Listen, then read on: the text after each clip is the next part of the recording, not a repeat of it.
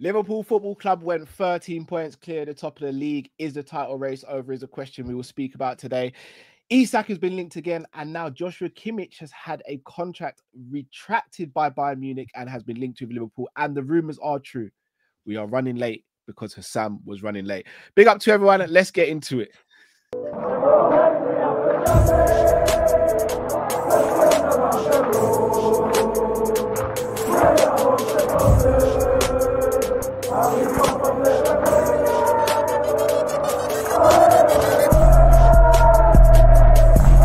Shout out to Kopish. Shout out to Kopish, guys. All the good work. The two legends, Emil Heskey, Howard Gill. Can't get much better than that guy. Yeah. You know what to do now. Like, comment, subscribe. I'm with legends, guys. Kopish. Hello, lovely people. Hope you're all well. As always, when we get behind the mic, please make sure you subscribe, comment, and like. But firstly, before you do that, there are 3 links in the title. There's a link to Tom's channel, Jamie's channel, and Hassam's channel. Go and click those links and subscribe to the guys' channel. Man like Matt joining me, representing Team Kop-Ish. Boys, how are we all doing this evening? Grand. I'm with legends, guys. Guys, they're all lying. I was not late. I was late for 2 minutes, right? I was here at 8:32, which is early in Hussam time, you know. But Callum was doing Jamie Phillips prop for 4 minutes instead of just running the stream. Like, oh, Jamie Phillips is the 4th member of Kopish. He's so amazing. I love you so much, Jamie. Just 4 minutes, just blazing Jamie. And we didn't end up paused. And we didn't end up starting the stream. I was 2 minutes late, guys. Come on, man. Come on. So dramatic. Like and subscribe in the chat. How about you guys get the like? We saw that video you put out the other day that you weren't slot out. We seen it. Remember Matt the other day? Yeah, but did you see all the receipts? Yeah. But I played all the receipts of me saying I backslot before the ball was even kicked in the league. So let's not go there. All I'm gonna say, Cal, is next Tuesday we got some ammo for my stuff. We got the line of defense because I've taken back a lot of what I've said in time. I took back a lot of what I said in time. Yeah, but Tom, if I said I had an emotional reaction to something on April 25th and in May, which is literally a week later, I said, guys, I'm obviously slot in until he gives me a reason not to. I'm backing him, all this. Then I obviously took it back. People want us to just remove emotions out of the game. Klopp was leaving. We had just lost the league title. Alonso said no. Amarim said no. All of a sudden, we got Arnie slot. I was just emotional. I said slot out like an idiot. I shouldn't have already said it. But I've been backing the guy from before the transfer window, from after the transfer window, from the beginning. And that's just reality situation. People want to lie on my name online. And it's just shit to be honest. So here we are. I love how shameless he is. It's so brilliant. It's not shameless. I provided the receipts. Did you watch it? No, I watched. I'm halfway through it. Halfway through it. So you missed the receipts part then. So watch the receipts part. Hold on. Are we halfway through a 10-minute video? No, I've got a busy life, bro. No, Callum don't have an attention span like that. Tom, come on, you should know that. Sam, you should have put like a UFC video in the corner. You would have stayed on it then. Okay. Oh, wow. I don't know why I've done 1-0 Tom Little. 1-0 Tom. Let's go. I told you this on Tuesday. Tom always hits me in the back with a chair. He is a so crazy. Because then on Tuesday, I can't help myself. on Tuesday, what's the T? You know what I'm saying? Tuesday is on your side again. Do you know what I'm saying? Wow. Is he though? Callum, on Kopish, you should know me and Tom are the real tag team over here. It's true. It's true. Yeah. But boys, yesterday we went 13 points clear the top of the league. Arsenal dropped points in the Forest, and we picked up 3 against Newcastle. Sam, I'll start with you, bro. Is the title race over at Liverpool the champions in waiting? Don't let me down. I think that's a fantastic question. If anyone is a subscriber to Don Hussam, as you should be, which I know Callum doesn't watch because he's a celebrity. He hangs out with Emil Heskey and stuff. You should know that yesterday, when the full-time whistle went, gonna win the league. We're gonna win the league. And now you're gonna believe us. Now you're gonna believe us. Now you're gonna believe us. We're gonna win the league. Yeah. I gave an emotional speech yesterday. I think, listen, there's no point prolonging this bullshit any longer. If this was Manchester City, I would come here and sing a different song. I'll be honest with you. Every time I watch those bumps, I'm just like, yeah, it's just, I'm just prolonging it at this point. Listen, we were gonna win the league. I think the title race is done. We have 10 cup finals, just in terms of obviously McAllister, Szoboszlai, Salah, Gravenberch, Van Dijk aren't thinking the way that we're thinking on the panel, because they know there's still 90 minutes of football games still to be won. You know, so I want to just go on there and just keep winning and winning and winning. But yes, the title race, in my opinion, I think at this point, it would literally be the most monumental fuck up in football history. And I would have to delete my YouTube channel and go become a chemical engineer again if that happens. So yeah, I'm really happy with what I saw yesterday, and it was a professional performance. That had no shots on target. This is a team that beat Arsenal 3 times, so they're not like a bunch of bums. Like, they're a very good team, even without Isak there. Callum Wilson is still a proven Premier League striker. They had Anthony Gordon on the pitch. They had Bruno Guimaraes on the pitch. They had a very good team out there. Lewis Hall had a good game yesterday. Their team had a good game yesterday in general. But we just have too much quality. We just have too much quality, and it came out yesterday. After me and Drifty agreed on Szoboszlai, he decided to start shooting, and the end result is 2 goals in 2 games, which is want to see more of. But yeah, I'm very happy, and I do think it's over now. I do think it's over now. I do think we will win the league. Tom, you've been quite bullish with this. Liverpool, in our opinions, are going to win the league. Do you think yesterday was a nail in the coffin, or do you think it could potentially get worse for Arsenal between now and the end of the season? Oh, it can get worse for Arsenal. Once they got that Champions League to PSV 2-1 on aggregate, and they have literally nothing left to play for this season, and Arteta goes into, you know, protection mode, doesn't bring back any of the senior players, just plays all the kids, which he should have done beforehand, but hey, plays the kids, and they start losing games. I'm going to have the most beautiful set of Guard of Honor photos you could ever imagine. I'm going to have Salah getting applauded at Stamford Bridge, the team that threw him away all them years ago. I'm going to have Raheem Sterling, Mikel Arteta, and Arsenal giving us a wonderful Guard of Honor at Anfield after this was supposed to be their procession to a league title. The rest, you know, that they are what they are. As well with the Chelsea one, I was talking about Salah. I also get Moises Caicedo a year after turning us down because he wants to do it at Chelsea, having to applaud us for doing what he will never do at Chelsea, which is go and win a Premier League title. And it means that we can focus on the Champions League and be on course for possibly the best first season a manager's had in Premier League history. If you can get over the line in the Champions League as well as winning the Premier League, who compares? Fairs. Jay, you and Drift at the beginning of the season were 2 of the only Liverpool fans I knew who genuinely thought we were going to win the league. How vindicated do you feel right now? That's because we know ball.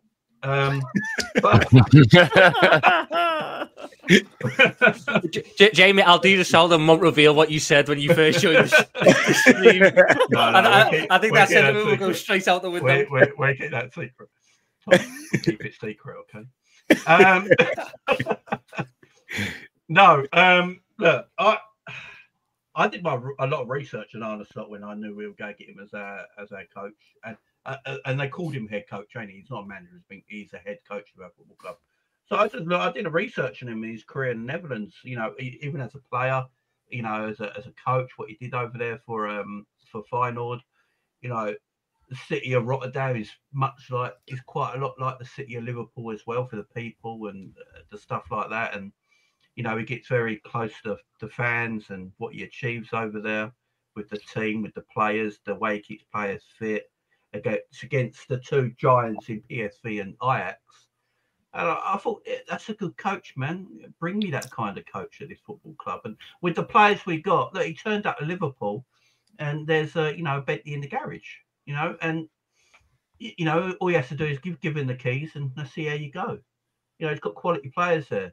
You know, Salah stayed, Virgil stayed, Trent was there, Alisson was there, Kanate was there.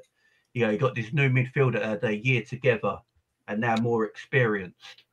You know, you put Gravenberch in probably his more natural position if you see him from the Ajax days. Jamie, is your mic connected, by the way, or is it just me? Is it not on? Yeah, I don't know if it is. Yeah, Oh. because I think you're speaking through the laptop microphone. That's why your voice is not Yeah, as clear. let me sort it. These Yeah. kids, man. It happens. It happens. I like how Hassan couldn't even let him finish his first point before interrupting him and saying, Yeah, but his voice is not clear. We want the audience to listen to Jamie. Don't respect Jamie Phillips like this. No. Respect Jamie Phillips. That is nowhere near what I'm not disrespecting. Jamie Phillips the football members of chat. Kopish. Like and subscribe, mate. Get to know if you don't know. I'm not disrespecting the Diogo Jota of Kopish, but I'm just saying I could hear him fine. I didn't want him to lose his train of thought. Is that better? Yeah, that's better. Yeah. All right. Yes. I'll tell you what. Don't have kids, guys. Don't have kids. Too late, bro. It's never Wow. too late, man. I'll get divorced and live on my own, man. It's all good.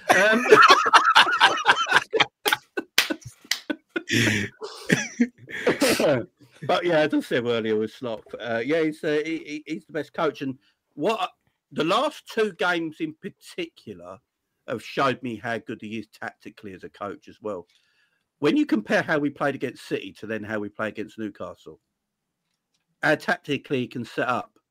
You know, people ask, has he got a plan B? Has he got a plan C? The man's got more plans than the A to Z.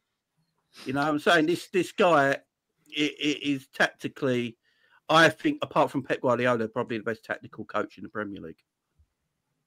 And I think it's only going to get better as the years go on, hopefully the ownership can see that and they back the guy. If they don't, then it's trouble. But if they do, and they realise what we've actually got, then there's going to be a lot of trophies in the future for Liverpool Football Club under him, in my opinion. Matt Drift, obviously, we spoke at length last night, had a little celebration stream and a little party. Jay mentioned something really important there, though, and the owner's backing Slot. We've seen Arne Slot virtually win this league with only one signing, a signing that he doesn't even play and seem to want at the club. Is it fair to say that, one, he's exceeded expectations this season, but two, could we be on the sort of the verge of going on potentially a dominating run, considering he's done this with someone else's players? If he gets even a semblance of some of his players, we could go to a whole nother level as well. Are we living in a fantasy world, and we just talk like how football should be when you're the best club in England, or are we going to go with the common denominator of the fussios that own us? Which way do you want to go? Maybe somewhere in the middle. Okay. I think a lot will be predicated on whether the big boys stay with this contract situation. Like that will 100% be a part of it. So I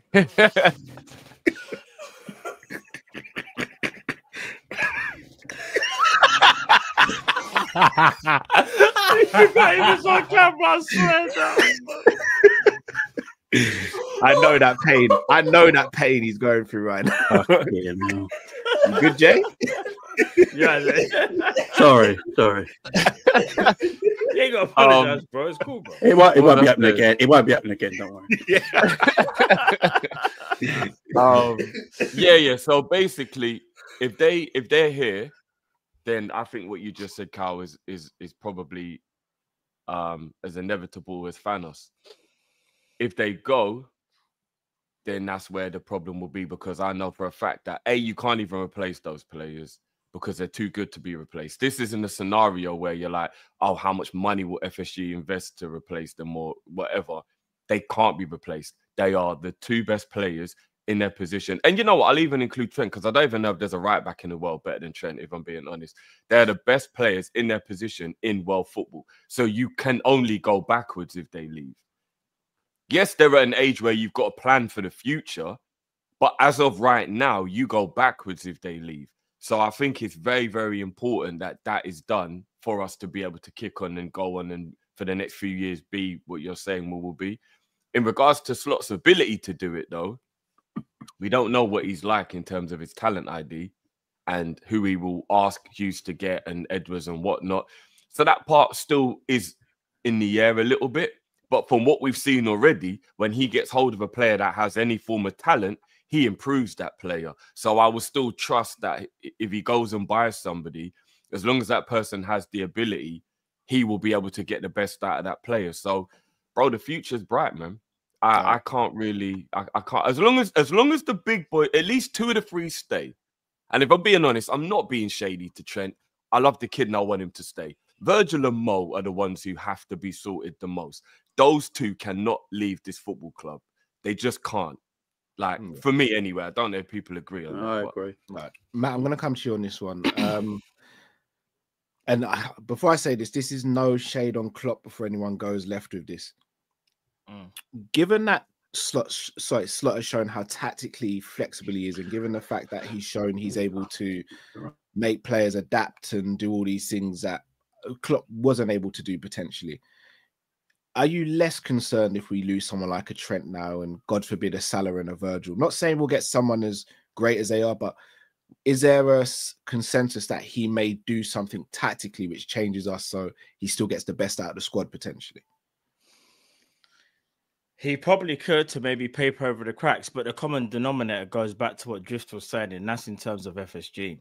Now, he's an amazing coach. He's proved it this year by playing different variations of formations, tactics, making tweaks during the game, and so forth, making up game plans to really stuff with the opponent, right? But he's only as good as his players, though. That's the number thing we can't forget. We have quality players. Klopp left him with an abundance of, amazing players for him to continue that cohesive system where the levels don't drop. My worry is, let's say top players do leave and other players come in. If they're generally just not good enough, it's not going to work. And I'm going to use someone as an example.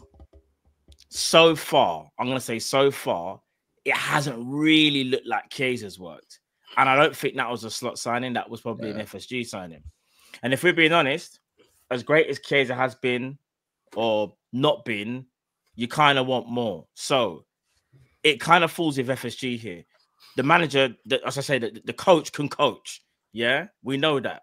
Bad boy. He's literally won the league in his first season with the same group of players that he was left with. But going forward, we can't just have these players forever. There needs to be recycling of the squad. Is he going to have enough to do that? Because if he doesn't have enough, then we're asking him to overcoach, and that's what can cause problems, because you can only, like I said, get so much out of a player depending on how great he is. And my worry is this. I don't want us to hit that same kind of cycle with Klopp, so to speak, because when Klopp won the league and the Champions League, we could all arguably sit here and say he wasn't given enough resources to go and get what he wanted to do. I know that there's some narratives people will say, oh, we didn't want this player, didn't want that player. But at the same time, if you want top players, you have to pay top money. And I do think we pick and choose when we want to spend that money. And that's a real issue for me. To be fair, you got to be wanted after the league. After the Champions League, you got no one. But after the league, you got Thiago, Jota, Tsimikas, didn't he? So he kind of got the bits and pieces he wanted there. It was just no one foreseeing the fucking Van Dijk's ACL going and then Gomez's knee going in the same. That was a problem that we didn't get centre back that summer. We needed. I was going to say, remember, their man said we had to have Ozan Kabak and a hologram in Ben Davies. When the manager literally for the first time in a while was like, I need a centre back. I think he said it. He's like, well, we're going to do what we can. We have to wait and see. You can see he was frustrated. And that's what they gave him. These are the same owners, they haven't changed. It's just that what's happening on the pitch is so great. That's what's taking the attention away. I have a question, Matt. Do you think the relationship between sporting director and Slot will be better than the sporting director under Klopp? Because we know they fell out. It's a fact. They fell out because they want their own players. If anyone's read Ian Graham's book yet, if you've not read it, go and read it. It's a fascinating insight into the detail of what happened there. Yeah. Do you think there's going to be a better relationship there where, because they have made a point that Slot's the head coach. He's not a manager. Klopp was the manager. He wanted to manage the whole thing at Liverpool Football Club, like Alex Ferguson did with Man United, managed that whole thing. And Wenger. And Wenger at Arsenal. But Slot is the head coach. They have made point of that. So do you think there might be a better relationship there in the fact that... Can I answer that question honestly? Go for it. I think Jamie's question has a lot of speculation behind it. I don't know how Arne Slot is going to be this summer. Arne Slot had to be this last summer. He had to be the company man because he just walked into Liverpool Football Club. You know, no one, you know, other than the sporting directors knew who he was. He had no power whatsoever. If, let's say, what Jamie predicts happens, let's say he wins the Premier League and wins the Champions League, Arne Slot could be even worse than Klopp this summer. I don't know. Right now, as things stand, we're thinking that Slot is going to be like this company man, but he might not be. He might start fighting with the board this summer. They might not give him what he wants. I read yesterday that at Feyenoord he sold like 6 players, bought 5 new players in, and rejuvenated the whole team. Went on to win the Dutch league. Will like Edwards Hughes give him the power to do all of that? Will they give him the profiles that he wants? I don't know. And if he doesn't get all the profiles that he wants, all the players that he wants, he might kick up a fuss. So I think it's too early for us to ask that question. I think this is like a smear thing of Klopp, which I understand because he was at fault for certain things at the football club. He was. Sam's not a smear, bro. No, it is because with Klopp, it's like, oh, he was loyal to all these players and he didn't want to sign anyone, etc. I didn't say that, to be fair. I just asked the question. Is there a better? I know how to read between the lines. I know how to read between the lines. We know for a fact. Do we know for a fact that Slot is going to be nice this summer with the board and agree with them on everything? Well, Klopp wanted Darwin Núñez. We know this for a fact. That was and he wanted Bellingham and Chouameni and Caicedo. And a bunch of good players as well. Yeah, there was no evidence saying he wanted Caicedo. Oh yeah, I'm sure with Jurgen Klopp, the all-powerful, they made £150 million bid without asking him, right? No, they kind of went beyond him with that, above him with that. Well, Smack wasn't involved in that. Remember, Klopp it was Billy Hogan on his own. Billy Hogan. Well done. You know that Caicedo deal. That was Billy Hogan all on his own. He made the phone call. Remember, he originally wanted Lavia. You know, I think people forget that he originally wanted Lavia. Billy Hogan wanted Caicedo. If Klopp did not want Caicedo, they would not have paid 150 million. That's why they didn't know about it in the press conference. No, it's not that he didn't want him. No. You're right. He did want him, but that wasn't his initial. He didn't get the player he wanted. That wasn't the whole club's initial plan. The whole club wanted Lavia first. Agreed. And then we got players that Klopp wanted that summer. Klopp got Schmacker in, who was his guy, and he gave Schmacker a list of players, and Schmacker delivered on those players. There's no smear campaign. You're saying someone delivered on those players and all this. I think this is like this whole like Klopp had bad talent ID stuff, which I get and I understand because of the Núñez signing and others. First of all, if you do want to blame anyone for the last 2 years, we have to blame Pep Linders more than anything else. And if you want to talk about talent ID, we all know he was running the club like the last 2 years, like with the tactics and the formation. You know? Who gave him the keys to? That's what I was gonna say, bro. I hear it, but then who gave him the keys? Like you get me? So always stems back to the root cause of it. No, you got to give Jurgen credit. I will give Jurgen credit. I'm seeing it. Jurgen rebuilt our midfield. I'm always going to give him the credit for that. He rebuilt our midfield, and then Slot just put a bit of juju on it and made it a little bit better. You know, and that's what you're meant to do. That's what coaches do. But we're only in this position because of Jurgen, so I'm not going to dismiss Jurgen for what he did. I was just asking the question. Is my mic again gone? No.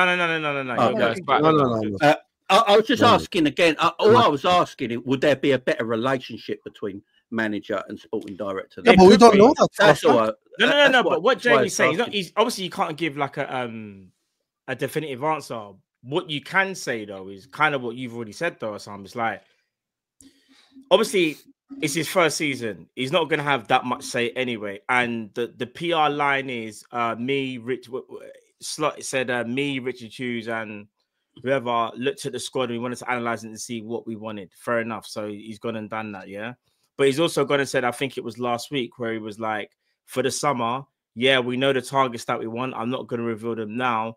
And hopefully we can build on that. So I think we're going to find out more as the transfer windows go by, and we'll be able to have a proper answer. So yeah, because it is too early. But with the whole Klopp thing, I think again, there is this narrative that they definitively fell out. I mean, I don't know, maybe, but I do think there's a bit of, if one person leaves or two people leave, it has to be Klopp's fault. Not necessarily. Maybe them other two, like Julian Ward and Marco Edwards, maybe just wanted to do something different, which they did at that point. I don't know. So there is a bit of a narrative that like Klopp really like. Let me ask you a question, yeah. Because again, I'm not even putting anyone in this bracket. I've just heard it a lot, and like it really upsets me because I just cannot believe anybody trying to smear Klopp's name or not appreciate what that absolute genius did for us. But you know, when we have these like conversations and people say things like, the manager messed up with this thing and this is why you should have a director of football and yada yada yada, and this is like a narrative that runs a lot in modern football, right? Why is the director of football given more backing in what his knowledge will be of a player than a manager? Because that's what I've noticed generally in football. People seem to believe that if you're a sporting director or if you're a director of football, that you're going to have better knowledge than the man who's on the training field week in, week out, has most likely played football, because most managers have played football. I've never heard of any directors other than Edu who like used to kick ball, unless somebody can correct me on that. But most of the time, I've never really heard these director of footballs and stuff are like ex-high-level professionals. So I'm like, why do we always think that a director of football is going to be better at understanding what a team needs or better at talent ID than a manager? I'm so confused how that became a rhetoric in football. Because it's their job drift. So but that's a manager's job as well. No, not anymore. It's not, because it's too much for a manager to do. That's why things started. Is it? Well, yeah, bro. Of course it is. The manager's main focus. Their job is Klopp nearly won the quadruple being the manager. No. But he's an amazing coach and he's an amazing manager, though. Like, I think, but Klopp is an anomaly. Where, all right. So what you're basically saying is this, yeah.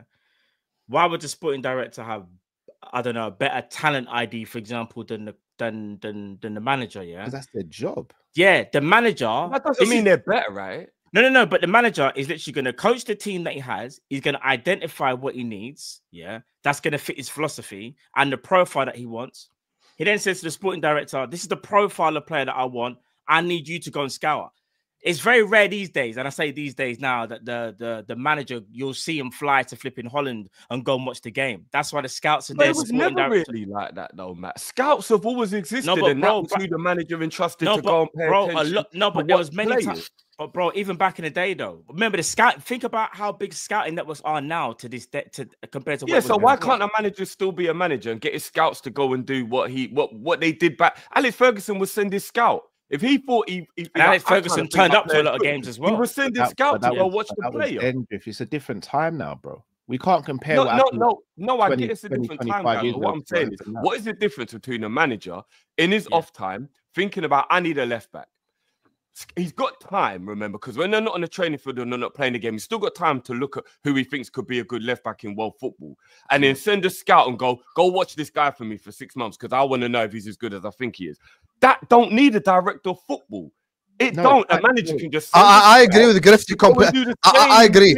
It does need that. But do you know what? This is really true. Look. If we play a game of football, real quick. Go on. The reason why it's there, though, is because there's a structure drift, right?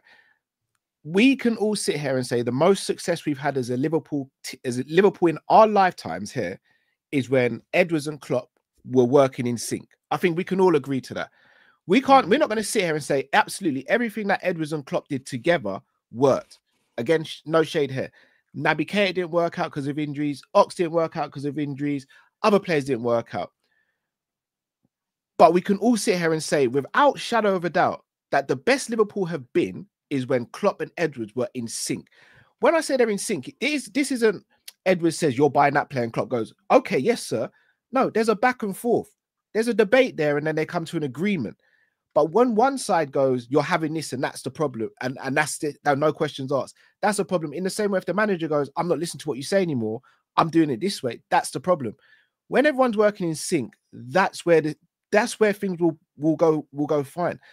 The reason why there's a sporting director is because you can't do everything yourself. In the same way, Klopp, Arne Slot, whoever, they have different people in their coaching staff to do different things. Slot can't do the fitness coaching. He can't do the attacking coaching. No, I know. I understand that, bro. Yeah, but why do you exaggerate? But why does the director of football point? Because Drifty never made that point. No. Can I ask you a question? Callum, can I ask you a genuine question? I want to ask you a question. Yeah. The Martin Zubimendi thing, right? It happens again this summer. Let's say, for the sake of argument. But Slot is now a Premier League, Champions League, and a Carabao Cup winner at Liverpool Football Club. Do you think he just goes about with his day? Or do you think he's going to kick up a fuss? Or do you think he's going to go like, what the fuck's wrong with you guys? You can't execute. Rightly so, he should, In the same way. That's my point. No, I'm saying the reason why last summer that version of Slot didn't come out, because he just became the... Callum was waffling so much. Drifty, you cooked. Thing is, with this conversation, he got knocked out of his own stream because he is waffling so much. When it comes to this conversation, the reason why last summer we didn't see that version of Slot, Mr. Utopia, Callum Sanderson, which doesn't exist in real life, the reason why that didn't happen last summer is Slot just walked in from Feyenoord. He's not going to kick up a fuss in his own first summer. He's happy to be there. He's thinking of bigger things. But like, no one said I've got to earn the respect of all the players. I'm in a much more difficult position than going up and kicking up a fuss and disagreeing with the sporting director. Of course I'm not. Because I know that the reason why he left to begin with is the disagreements with the former manager. So it'll be stupid of me to disagree with him. However, this summer, we will know for a fact what happens. Like, yeah. That's not only that, because again, I think he's been misconstrued. That's two different points that you're saying. I totally understand that a manager can't do everything, but I'm just strictly talking talent ID and being able to pick who he wants. That's what I don't believe you need a director of football for that specific thing, because I remember before we had Edwards and we had Kamoli, who I'm not going to say wasn't good at talent ID. He brought us Luis Suarez. He was also the person, though, who thought it was a good idea to get Stuart Downing by Andy Carroll and try and cross the ball in. You get what I mean? And that absolutely fell on its face like you've never seen in your whole life. Yeah, why is the director of football always given this like unprecedented power of like? If you got but he's a rubbish footballer. Right. He was a rubbish sport. He was a rubbish sporting director. Also depends how. That's a bad point. All right, hold on. But there's no evidence. There's no evidence. Is Also Edwards a good depends what sporting you want, director? Yeah, is Edwards a good just sporting quickly. Is Edwards a good, in your opinion, is he a good sporting director? In your opinion? Well, he's not a sporting director. I would probably say no, yes, but when he was a sporting director before, though, wasn't he? No, because you have to take everything into consideration, and I don't like he got so much of a big head that he actually thought, if Klopp don't want who I want, then I'm just going to leave. You're doing semantics. That's not the question. You're doing semantics. No, but that's part of being a good director. You're doing semantics. I don't understand. All it is, this is what I'm going to say is factual. What I'm going to say is factual. What I'm going to say is factual. Klopp's name. What I'm going to say is factual. This ain't even about Klopp. What we're saying is this: Michael Edwards has proved himself so far to be a very, very good employer at Liverpool. Because when he was on the board and we needed to get certain players, he got us Salah when Klopp wanted us to get Brandt. He got us Mane when Klopp wanted us to get Götze. This isn't even about Klopp's bad talent. You also let Genie leave for free. Bro, let me... Can leave for free. Bro, this isn't a Klopp smear, bro. This isn't about Klopp. This is more about Michael Edwards. I'm not even talking about Klopp anymore. This is more about them working in tandem. Why is the director of football seen as the be-all and end-all? Because I'm giving you reasons why. Because if they can see things that the manager can't see, isn't it good that they should say something or just let a manager die? Let a manager die by bringing in bad players. They're used differently, though, guys. Do you see what I'm trying to say? Sporting directors but what are if used you differently. giving players he can't use? So sporting directors will be used differently. So if a manager, but they don't agree, Drift. That's what I'm saying. There has to be a back and forth. There has to be a deliberation. If a sporting director went to a manager and a manager said, right, this is the player I want, then the sporting director will go and get that manager for that player. Like it depends what the job of that sporting director is. You know, the sporting directors are basically in charge of scouts, and they're the boss of the scouts. They tell the scouts where to go and do their jobs, and they handle contract renewals and agents and stuff like that. So managers still have a say. I still think as Slot as a head coach, he still gonna have a say. That, you know, Slot said it himself in a press conference in the embargo section last week when he said, me and Richard Hughes have already sat down and we know what targets we're going for in the summer already. We know what positions and we know what targets we're going for, which means that Slot does have a bit of a say in this as well. But he's not the one literally flying out there to do the transfers. That's the sporting director's job. So hopefully they're working in tandem, and it's a beautiful thing, and we get the players in that we need. Yeah, of course, that's what we hope for, but that's not the point. Like I'm saying, let's say this summer, Jota and Nunes leave, and we want to sign a new striker.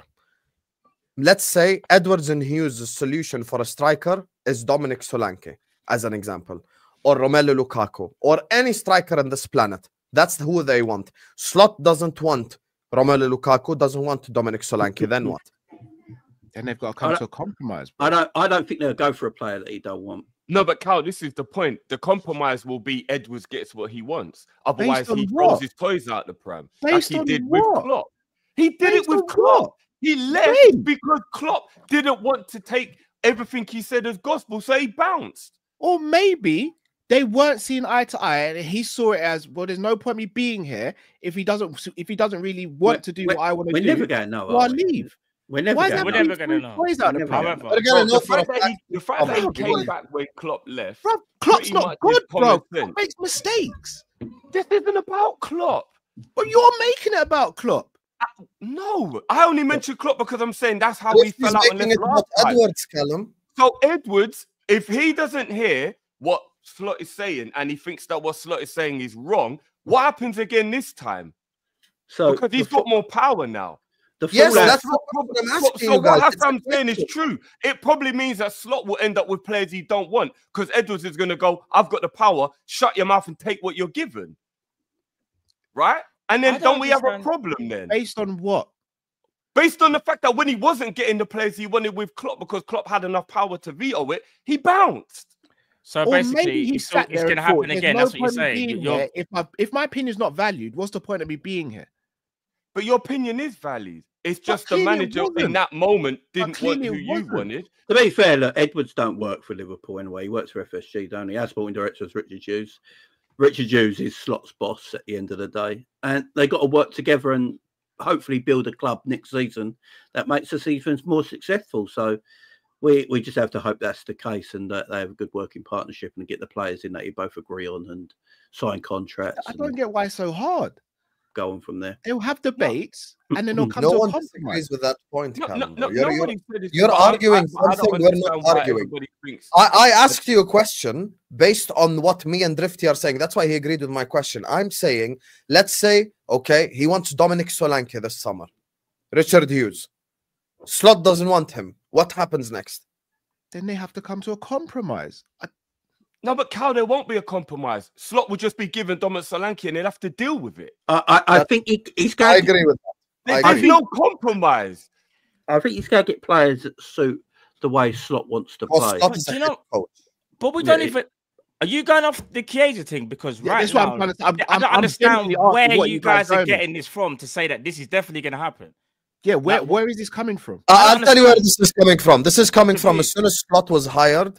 Right. The PR came out of, he's not going to be a manager. He's only going to be a head coach. He's not going to get involved in transfer because Klopp ruined this football club with all his transfers and blah, blah, blah. That's the thing that came out with the Klopp stuff. That's why it's interrelated to Klopp, whether we make it about him or not, because he was the previous manager and he was in control with all things that happening at the football club. So when it comes back to this conversation now, Chiesa is simply an example. In the summer, and before then, we were all briefed that Slot is now going to be a head coach and people upstairs will be making transfer decisions. So me and Drifty are bringing up the point, which is a perfectly valid point. If Richard Hughes wants Dominic Solanke, Arne Slot does not want Dominic Solanke, whether we like it or not, he will get given Dominic Solanke because he's going to be the head coach. I'm not saying he has no say in it, and I hope they're all singing off the same hymn sheet, and I hope they all agree. But at some point in time, they're going to have to disagree about something. And this comes back to my initial point. Slot as a Premier League, Champions League, and Carabao Cup winner, if it does happen this season, will not have the same energy that he did last summer as a manager who's just coming in from Feyenoord with no power. Oh, that I agree with. Yeah, because again, if you win things and obviously your reputation now starts to build, you might be able to even gain a bit more power as well. But I think, if I'm being honest, bro, we're only going to find out with due time. We can't really, like you said earlier on regarding stuff, we can't make these predictions right now. It's too early to even say these things because I agree. So who would you trust definitely more? Change. Do you know what I mean? Sorry to cut you, Matt. Who would you trust more right now, at the end of the season, let's not even go too far. Let's say we win the Carabao Cup and the Premier League. We do a double. Yeah. We win those 2 cups. Slot has earned his right, and we all know he's a G now. Yeah. Who would you guys actually want to be the person if you could just pick one to go and pick the 3-4 players to go to the next level? Slot or Richard Hughes? If you could only pick one, who would you guys want it to be who picked the player? Wow, Slot, yeah. It's not a question. That's my point. But so if we think that would be the better idea, why is it that in modern football, not even just Liverpool, in modern football, everyone is so obsessed with the director of football has to be there and has to be the one. But you see what you said with Slot will provide the options, and then Slot picks from the list of options. Thank you. That's what their job is. I don't understand. No, a lot of the time the director of football just tells the head coach, you've got to have thinking of Real Madrid. This ain't Real Madrid, bro. We've run the numbers and we've done the stats and we've done this and we've done that, and we think he fits the team better. So there's a difference. Here you go. There's different sporting direction. You see, like Real Madrid, it's literally like, bro, Perez just gets the players in it, and the coach Ancelotti just has to do it. He ain't even director. Yeah, you know what I'm trying to say, though, innit? But like with us, I say it's a bit different. With us, it does look like, and again, it's going to take time for us to really understand it. But from what I see, it's Slot, head coach. He'll draft up the positions that he needs, obviously for the squad, and then the sporting director Richard Hughes will give him the names that he's hoping will match the profile that he's asking for. So that's as far as how I'm looking at it. Slot will say, he might even have names in mind. He might say, can you go and check on these players? Or he might say, this is what I'm looking for. Give me a fast, technical DM, rare-tear, and that's when Richard Hughes is supposed to go. Let me go and see what I've got. Here's a list. You get what I'm trying to say? That's what's supposed to happen. Guys, I totally get that, but clearly that didn't happen when Edwards left Liverpool, because if Klopp said, "Oh, I want this player," Edwards was clearly probably like, "Well, here's a list of things," and probably who Klopp wanted weren't on the list. But there's a difference, though. So that's why Edwards was like, "Well, what the fuck I don't think it had anything to do with transfers. It had to do with contracts. Klopp was also the manager. That's kind of the same, Jay, because I can understand why Slot was annoyed. He watched Gino Wijnaldum leave, who was one of the key figures in our midfield, and he begged the owners to keep him, and they wouldn't. He also got a lot more power over time, though, Drift, and that was quite evident in some of the transfers that we were making. So even though you're talking about, so imagine, so you say you was unhappy with Michael Edwards, cool. All right, so Michael Edwards now leaves. Julian Ward now leaves. All right, cool.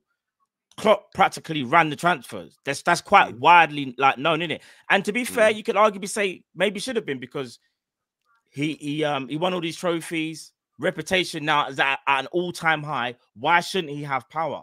But this is where you have to be careful, because as great as he is, he's only human and he can make mistakes. And sometimes it gets to a point where it's like, bro, we don't want to give you too much. Just focus on the pitch, so to speak. I'm not saying don't get involved in transfers, but maybe not every single transfer. Because if we're being honest, Riff, there were players that we've signed over the years that some people maybe were a little bit unhappy with. Nunes, that's it.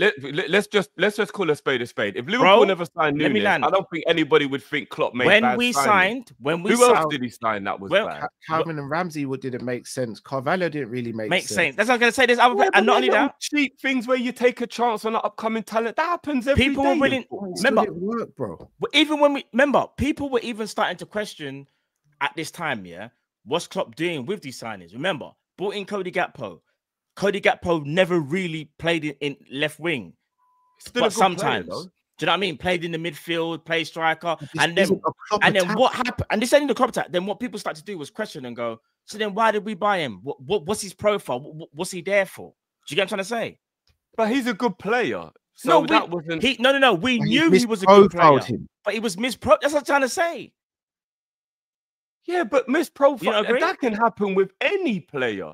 You never truly know how good a player is or what he's capable of until he's in your training ground. But Drift, he never can really happen with anybody. Bro, he never even played my man on the wing, Drift. He was playing him centre mid, bro, and centre forward. Yeah, because he was trying to fill a gap that was missing because other players weren't. Remember, he only played Gakpo midfield because we had injuries. He didn't just put Gakpo midfield because he's like, I think he's a midfielder. We started that season with a bag of injuries in midfield, so he had to play somebody, right? I think what we can all agree on, so we can move on from this, is that we are where we are right now because what Klopp left behind. So we have to thank him for that. Oh, facts. That's big facts. And what Slot's done is continue that great work. I actually don't think we'd be in this. Do you know what's mad? I don't actually think we'd be in this position if we actually bought players in the summer. To be honest with you, Jay, that's the reason why I've been telling these guys that I think Slot was actually the one who said, if I can't have Zubimendi, I don't want anyone. I'll just see how the season goes, and then I'll tell you who I need next summer. And he profiled Gravenberch as that player, didn't he? Yeah, guys, I know you heard me say this on numerous occasions. I actually believe that's the one thing I'm going to do to not go too ham on FSG in the summer. I believe it was Slot who said, you know what, other than Zubimendi, I'll make this work. Don't just randomly give me players. I don't just randomly want players. You know why? I'm not think about it. No. But here what I'm going to say. We know our club doesn't like to spend a lot of money. Oh, no, of course. I know, at one given time. They knew what was going on with them contracts, bro. We have to remember the outlay of the contracts that those players are supposed to be signing, Virgil, Trent, and Salah, are supposed to be big contracts. And if that is the case, you're probably going to want to sort that out first before you go. What's that? Massive Man City news. What? They've been banned or something? Manchester City have been accused of Enron-style financial scandal. The La Liga chief exclusive, Javier Tebas, says he's reported the Premier League giants to the European Commission. They're in more trouble. Okay, they get more accusations. Well, over financial fair play. Over financial fair play. So it's got 115 to 116 charges now. It's just another one to add to the list, isn't it? Yeah. What I will say, given what you've just said, then Drift, if you believe that Slot was the person who said they didn't want anyone if it's not Zubimendi, then surely there was a compromise in the summer. So surely Michael Edwards and Richard Hughes aren't just dictating to him then.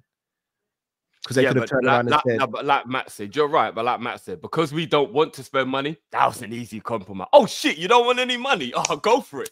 That's so anything I say, can't use my argument. Anything I say, because you don't like them.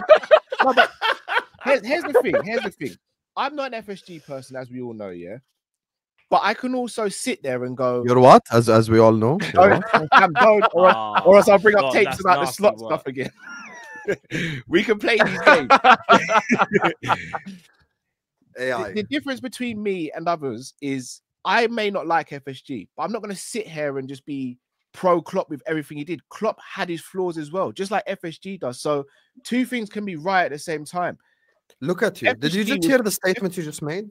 No, but FSG dropped the ball. Klopp has his flaws just like FSG. Like, you understand what you just said? Do you understand the repercussions of your statement? So you're comparing Klopp and you're putting Klopp and FSG hand in hand. Like, they both have flaws. Like, they're both you're doing too much, the love you guys have for Klopp, you are so blinded by everything he does. No, this has nothing to do with love for Klopp. This is hatred for FSG. Or else we'll be having this debate. We got to the mountaintop before, Callum, and you don't learn from previous mistakes. We got to the mountaintop already, by the way. Just in case you forgot, Klopp already won us a league title. Klopp got us there, 100%. Klopp already won us a Champions League. Yeah, he did. Yeah, guess what? We've been to the mountaintop before, and these fuckers pushed us. I know you hate FSG. No, so does we. No, you're right. No, it's not about hate FSG. They pushed us off the mountaintop. They were the reason we didn't kick on. But I'll also exactly. So how can you be so confident they do it for Slot this summer? You can't be, because it's not the same person who was running. It's not the point. The point is, I already know you address the root cause. I'm not sitting here saying that I trust these lot to do the madness in the summer. You know, I've already said I think Salah's going, I think Virgil's going, I think Trent's going. I don't trust these lot, but at the same time, I can't sit here. You think all three are going? Say again. You think all three are going? I do. Yeah, I've said this. And you're calm about it. If all three go, Habibi, kiss title race goodbye next. How many times have I crashed out about this, boys? Yeah. I said the same thing as him. I said the same thing. About it loads. I've said the exact same thing. I said that all three. And all three leave, you can kiss the title goodbye next season. I'm telling you. 100%. This is why you now. I'm only starting to feel a little bit more positive now, but that's only because of what's being presented in the media, and that is, it looks like two of them might. But these will be the same. I've been saying for ages, all three have been going. And these will be the same people, which is why I'm saying to you guys, what is it about directors of football that everybody's so obsessed with, where they think they are the ones who should make more decisions in terms of this stuff? Because let's be honest, if not they on go, them, no. then it will most likely be the what's reason. The director of football, Hughes and Edwards, will be the reason they leave. Because Mo and Virgil want to be Liverpool players. All right. Just quick question though. Even though we would all crash out on the directors, that's Richard Hughes and Michael Edwards, yeah. You have to remember they are given a budget by FSG, by Mike Gordon, by Tom. Remember, them man say this is the money you have. You have to make that work. Remember, they don't run the club. Michael Edwards and Richard Hughes do not run the club, bro. They are given a budget, just like in any workplace. And with that budget, they now have to make sure they try and make the best decisions. That's why it's FSG. It's the whole umbrella. The whole thing is flawed, isn't it? We know it's flawed. Well, but we can't just crash it out than it used to. No, but what I'm saying is FSG is the root cause of all the problems. Yeah, it's FSG. Yeah. So even if... And it's their job to convince FSG to give the money if a situation like these three players leaving happens. If you're a good director of football, you make your owners give you the money. You convince them. No, Drift, no, this is a bad idea. Drift, it don't work like that, come bro. on, Drift, bro. They're still on the payroll. They are on the bro. All right, if JW Henry or hold on, Matt. Sorry, that's like me saying if Klopp was such a great manager, like he should have been able to get more money out of FSG. He can't get more money out of someone who don't want to give more money, bro. He can't. No, but it's a little bit different when you're the manager because, as you lot said, you have a lot of jobs to do. But if your sole purpose is contracts and transfers, literally that is all you do. You're a director of football. That is all. I mean, maybe there's a few other things, but generally speaking, that's what you do. Your job is to tell FSG, this is a bad idea. You need to give me more money. How do you know they haven't done that, though? That's what I'm trying to say, bro. Drift, I can tell you right now, Drift, don't use that microphone, bro. Don't use it. And you turn around, okay, Cal, I want to use the microphone. What can I physically do to change your mind? I can keep on talking to you about it, but I can't make you do it. Yeah, but at the end of the day, if FSG believe that these guys are good at what they do and that's why they've hired them, they aren't just going to be like, no, get out of it if those people are in their ear fully telling them this is a bad idea. Because it would make no sense to hire somebody if you don't trust their judgment, right? So they trust Edward and they trust Hughes. Under their so if model. they say to them, we need more money, then surely they'll listen. No, Drift, what you're saying is not wrong. But what I'm saying is there's parameters for everything. So this is not me defending Richard Hughes or Marquez. I want to make that abundantly clear because it's all under the same FSG umbrella. What I am saying, though, is this. JW Henry, Tom Werner, Mike Gordon are the three head honchos and Billy Hogan. Yeah, of course. Them man there theoretically control the money, or they would tell them man, this is your budget for X, Y, and Z. We're giving you guys this task because we think you guys are the best of extracting the money that you have to various where it's got to go. That is literally what's happening, bro. Yeah, so even though we can all crash out on Edwards and Richard Hughes, which we obviously have a right to because they all work for FSG. Oh, I'm blaming them more than it all stems from the top, bro.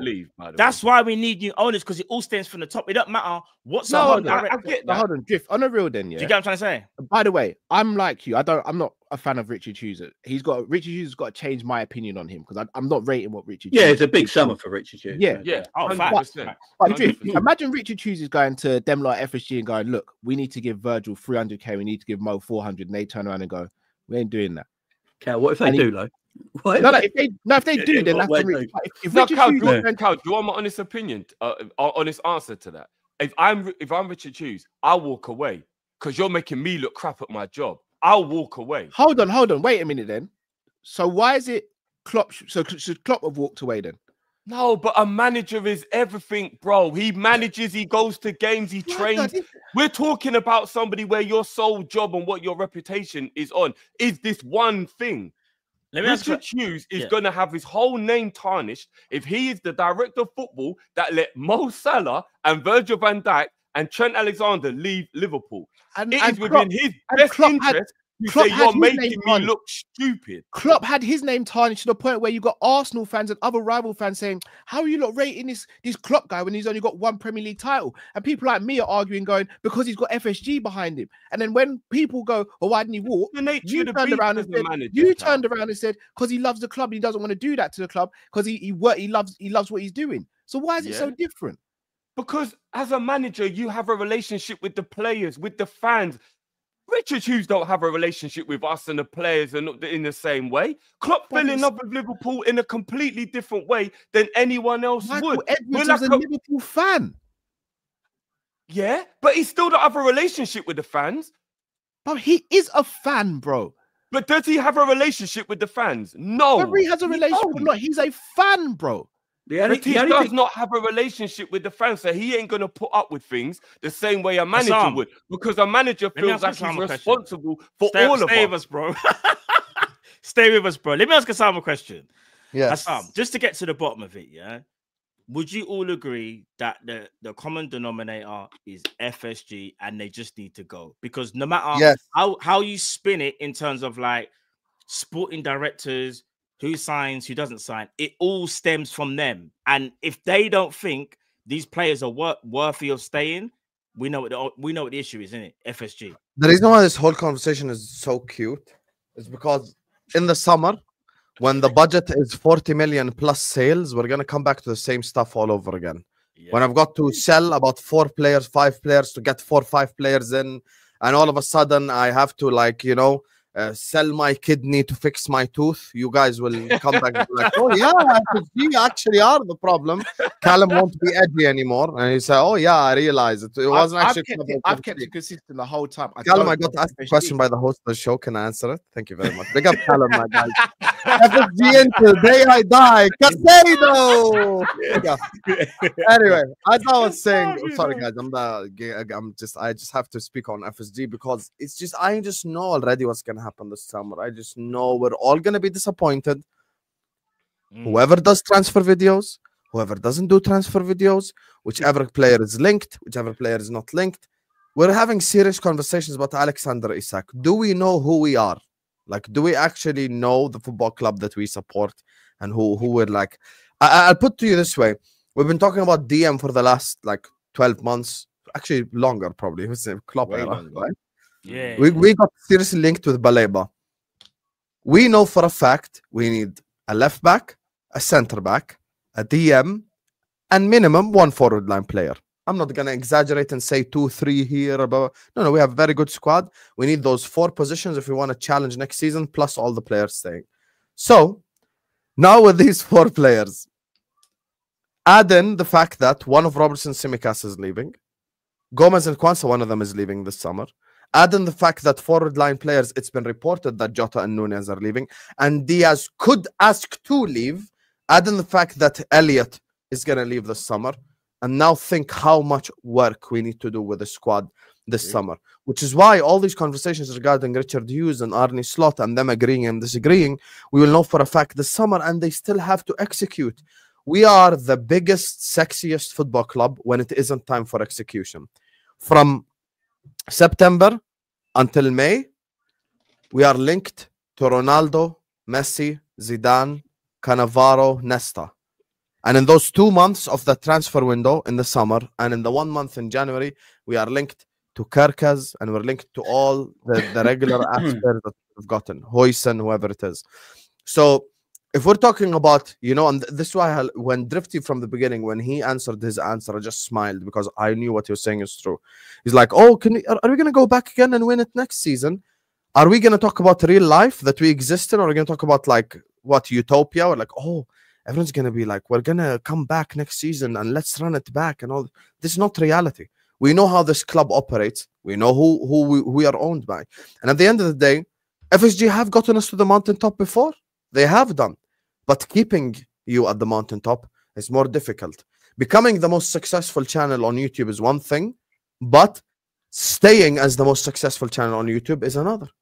And that's the difference.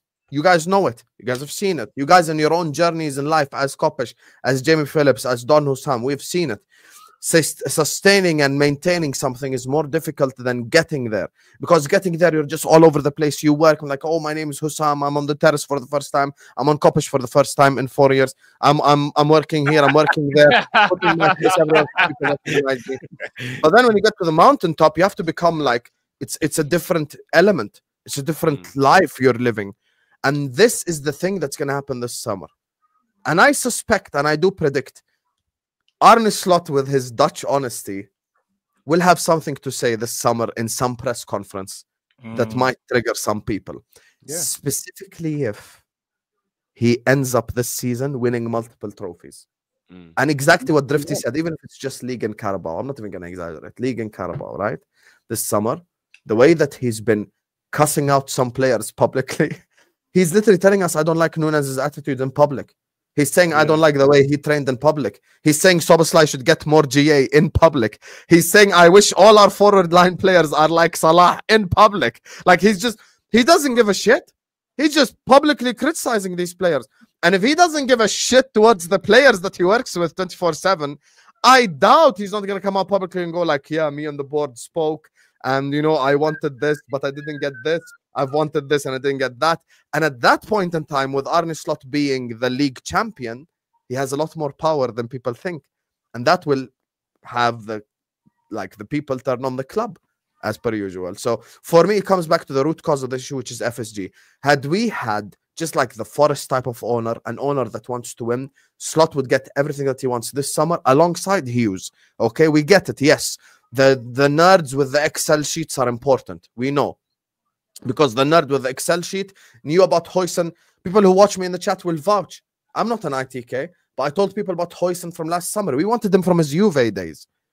But because we're dumbasses, instead of us signing him from Juventus and, you know, giving him game time to develop already, we wait for him to sign to Bournemouth.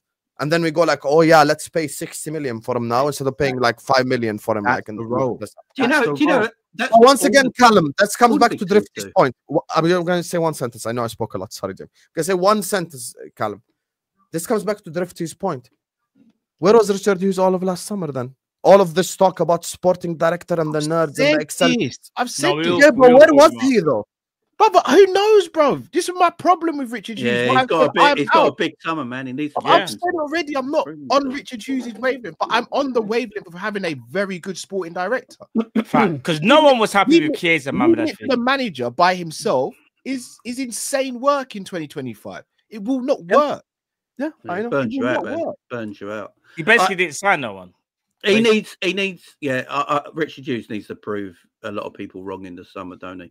I hope he does it as well. I think we all do. You know, we all do. Yeah.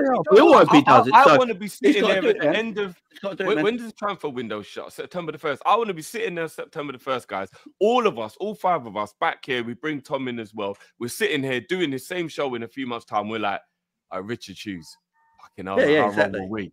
Exactly. How wrong were we? Look what he just pulled up. I want that to be what happens. Yeah, of course. 100%. I want that to be what happens. You see that team that played Plymouth. Will it happen? You see that team that played Plymouth in the FA Cup. Yeah. I expect most of them to leave in the summer. Yeah, but isn't that too much though, Jay? That's a lot of change. I think Slot put them out there with an idea of thinking they should be good enough to get us through against Plymouth. And also at the same time, looking at knowing what he's got. Because he knows his first thing. I think Slot, we can see it vividly while we're watching. No, Harvey Elliott didn't even come on yesterday when we're 2-0 up comfortable. I think this tells us everything we need to know where Slot's looking now. I'm worried.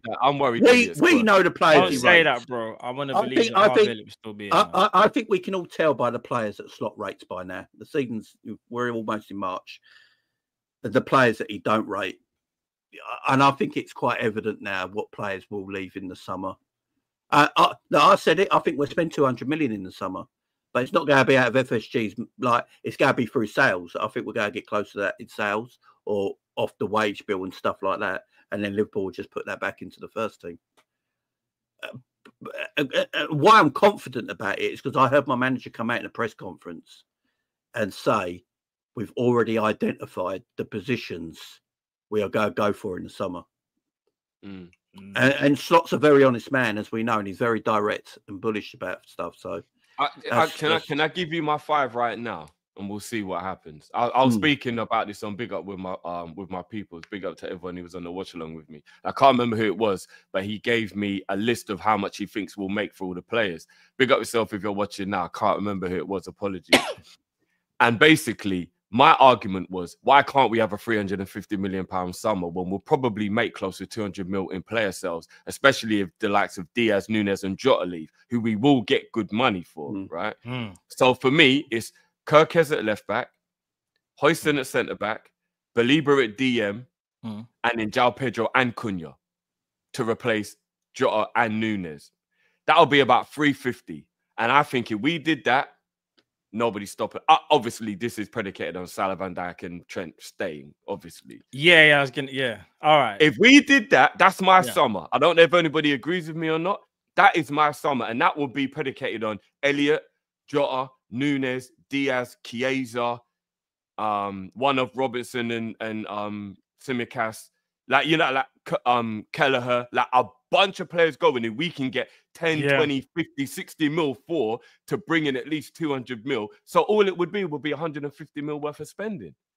You see what I'm saying, Matt? Like, we'd only need to spend 150 because we'd make nearly 200 from the Elliots, the Diaz, the Nunes, the Jotas, all of them going for what would be good money. Diaz and Nunes will probably fetch 120 between the two of them.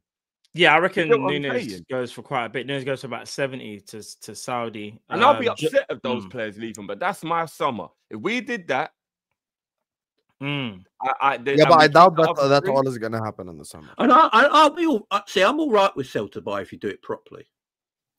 You know, if you do it properly like that, I'm actually all right with it. If you make a lot of money through players that your manager ain't going to use, and then you buy players that your manager will use, it makes your squad better. Then I'm all right with that. Then I'm all right because we've seen teams that have got money and are willing to spend billions, but then they don't sell anybody and they keep a lot of crap that they can't get rid of, and then you struggle down the line. So I'm actually all right with that. My problem is that we don't do it enough. Yeah, we don't do it enough. We've been poor for like 4 years doing that, and that's why we've gone backwards a little bit in recent years. So I don't mind if you do it properly, honestly. Yeah, no, I agree. Listen, plus just lack of money expenditure recently as well. Yeah, I know. We just made 80. If it's down to FFP and PSR, we could spend like 500 million without breaking a single rule. So we're good from that perspective. That's what I'm it's saying. Just the fact that will we actually go out there and do it? That's the thing. That's another thing. Because we always promise we're gonna execute, but when it comes time to execute, we just fucking bottle it. So 100%. Guys, just quickly. We're gonna stay on transfers, We're gonna stay on transfers, but I've got something to ask you guys. This is the next thing we're gonna speak about, right? Obviously, it does look more likely, and I say more likely, Trent is leaving, than staying as things stand. If that's what is believed to be in the media, There's been a lot of talk about Kimmich potentially, whether Liverpool could get Kimmich on a free transfer. A lot of the German journalists have been speaking about it. Do you think Liverpool should be going for Kimmich, or do you think we should be targeting another right back? If this transfer won't happen though. No, you know, I'm just gonna go toilet, so I'll say my piece quick because it's quick and then the boys can talk. Personally, no. 2 or 3 years too late for me. I think the Premier League. All right. While you go, think about the replacement when you get back. Okay, cool. All right, so I'll start with you, Sam. Let's say Trent we're not going to sign Kimmich. That's not the type of profile that we sign anyway. No, I hear you, but he has been quite heavily linked with Liverpool, quite a bit. No, I know he's been linked for about like 3 years now. Like I understand your question. Yeah. I'm just saying, if I'm like personally thinking about it, I don't think we sign Kimmich, to be honest with you. I really don't. Like that's way further than what we. There is bigger chance of us using Conor Bradley as a replacement than signing Kimmich. You know, you've got young right backs like the likes of Vanderson, others. Who would you go for? Like, who would be your Trent? Let's say Trent leaves. Who would be your right back, bro? Not ready for that heartbreak of Trent leaving because I love Trent. I know you're not, bro, because I know, bro. I know. I'm just not ready. Like I absolutely love Trent. You know, so I don't know anyone. I don't think a single right back in the planet can replace Trent Alexander-Arnold. But we're gonna try our best to find someone who has some form of quality. I don't know who, to be honest with you, but yeah, it's just I haven't really looked at the right back market because I'm just not ready for heartbreak right now. You're not ready. Yeah, I do think people keep mentioning Vanderson, players like that. So we'll see. I think Conor Bradley may be playing a bigger part than we think next season if Trent leaves. So yeah, there's a lot of things that we have to keep in mind, and all these scouts and all the nerds that we've been talking about for the last hour. You know, the ones with the computers and Excel sheets, they better go find some right back who can pass the ball as well as Trent. Then, since you're so good at your job, Mr. Nerd, you know, do it then. Do it. So fair play. What about you, Jay? If there was a right back that you could get to replace Trent, let's say he does leave, Jay, who would be like your choice for that? So this situation is difficult. So Sam knows we love Trent and On the Sam's channel, we talk about, like, me and the Sam, basically the only ones who agree with this. Like, we're not worried about his defending so much because it's what he does further up the field and how he links into midfield and how creative he is on the ball. You know, I think people don't realise actually how good he is. And you're not going to find another right back like that, are you, in world football? So you can't really replace he's a unique player. I understand why Kimmich has been linked to Liverpool because he's probably the only one that can be linked to Trent in that way. I just don't know if Kimmich has got the legs to play Premier League football now. I agree. So I wouldn't go anywhere near Kimmich. And I know he's on a lot of wages. I think he's going to take a pay cut wherever he goes, to be perfectly honest, because I just don't see anyone paying him then, unless he goes to Saudi. I just don't see him getting that wage now. So I wouldn't get Kimmich. I like Jed Spence. Oh, it's from Spurs, isn't it? Jed Spence. Yeah, I like Jed Spence. He's having a decent season. I say decent because obviously Spurs have not been doing well, but performances wise, I just don't want Bradley to be number one right back. He's not ready. He's not ready. He's a young guy still learning his game. Big facts. He plays sporadically, don't he? Like, he'll have a few games here where he looks decent, then he'll have a bad game. You know, like we always. And he picks up injuries a bit, Jay. And he picks up a lot of injuries. He's a young guy, so I'd still like. He can be our number two and do what he needs to. You know, personally, I would sell him, but that's just me. We need. I think what we need an experienced right back to take over from that position from Trent. You know, like I don't want to get a young guy who's 19, 20, 21, because I think we're going to get Hato from Ajax to play left back next season, personally. Okay, because I think they've looked at it and think Kirkez is good, but he's only a left back. Hato can play centre back, left back. He's younger, and wage wise, they could probably offer him a lower contract than they will Kirkez, who's probably on what Hato's at now. I agree. And will only go up if he goes to Liverpool. So I think that makes sense as a whole. So I'd get a more experienced right back because I wouldn't want to be that right back taking over Trent. You know what I'm saying? It's like the right winger taking over Mo. That's a lot of pressure. There's going to be a lot. Because of that pressure, and because of that pressure, I'd want someone who's experienced in the game that can handle pressure and being at a top football club at the same time. So if I'm Liverpool, that's what I'd be looking at. Experienced right back who's still got the legs about him and can handle the pressure of playing for Liverpool Football Club as well. No, I agree with you. But here's the thing, guys. I feel like the right back kind of market stinks right now, if I'm being honest. There's no candidate unanimously that we should, like, there should really be one where we all sit here and go, yeah, we got to go and get him. But the fact that everyone's just a bit like no one really has that household name, so to speak, that maybe we should have at this stage, says to me that he's pretty decent. Yeah, but there's not a lot of options. Like someone said just now, like Koundé, I've seen a lot of Barcelona. Koundé defensively is decent. Going forward, he has his moments, but I just feel like Koundé in the Premier League, relentless. In Spain, because he's quite athletic, has a bit like he's foreseen as like one of the athletic, like sort of like right backs, because Koundé can play centre back as well, innit? I just feel like in the Prem, he gets exposed a bit, and the game's a lot faster in the Prem. Like, not saying Koundé isn't good, by the way, but I just don't think he suits Liverpool. Another person who I actually rate, but again, maybe the age, is Livramento. Like, Livramento, I think, is good, but then is Livramento so far clear ahead of like Conor Bradley? I think he might be better. Do you know what I mean? But this is what I mean. If we potentially are losing Trent, we need to have somebody there that we can all agree is like an 8 out of 10 or something like that. Do you know what I mean? Do you know what the weird thing is? Do you know what the weird thing is about this Trent situation? It's the only position we haven't been linked to a player with, really. Yeah, I would agree with that, actually. Because I don't think they're looking at Kimmich as a right back. They're probably looking at him as a midfielder. That's what we've been linked with. We haven't really been linked with right backs. We've been linked with left backs, centre backs, midfielders, forwards. We haven't been linked with right backs at all. The Trent replacement is Conor Bradley. Everyone stop lying to yourself. I mean, it probably will be. It's a shame. Let's just acknowledge it. And I do agree with Jamie. It's a shame because he's a kid and he's just not that guy yet. And it's going to be so difficult because the whole pressure is going to be on him being the starting right back. People bring up Madrid, and I get it, but I can bring up, you know, the bad games that he had this season. So it's just, it's going to take him time, man. He's just not ready. And he plays different, Sam. He's completely different footballer, ain't he? He's like old school, you know? He's old school right back. And people are going to be like, because he's going to play in a different fashion than Trent does. You're going to get some people go, oh, he's not Trent, is he? And other fans be like, but he's an old school right back. This is what right backs should be doing. You know, you're going to get that conflict. And as a young guy, who hasn't really played a lot of football first team for Liverpool yet, I think that's just too much to put onto his shoulders. I really do. Yeah, and I think injuries are a bit of an issue, Conor Bradley. I never thought he was injury prone, but he does pick up a few injuries. And he's third this season. And he's third.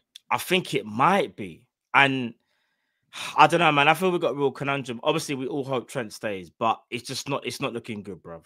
I'll be real, it's not looking good, bruv. Like, every time I see the news, it pisses me off. Also, I say, look at the social media. Because all I see is recently, last couple of days, it looks like Virgil and Mo are staying. But regarding Trent Alexander-Arnold, it seems to be a lot more difficult. The what is it? What did they say? The rumblings during the rumblings, like in football, is that he is most likely going to leave, and it's like flipping hell, man. Just give him what he flipping wants, bro. I don't know why it is, but the only one I'm 100% certain on is Virgil. I do think Virgil stays. I'm not, bro. I'll be honest. Sam's made the best point. I don't listen. I don't trust FSG. I don't trust them. Like, I just. Do you think they're that stupid, though?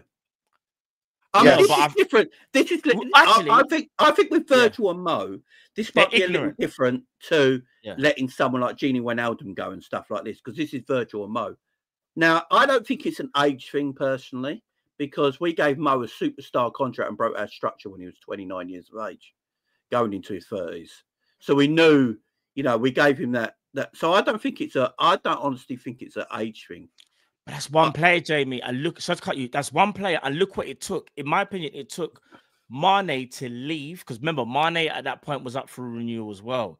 And FSG was never going to give two players that type of contract. Even if you don't think Mane deserved the same, that's fine. They turned down the transfer for Salah last year as well.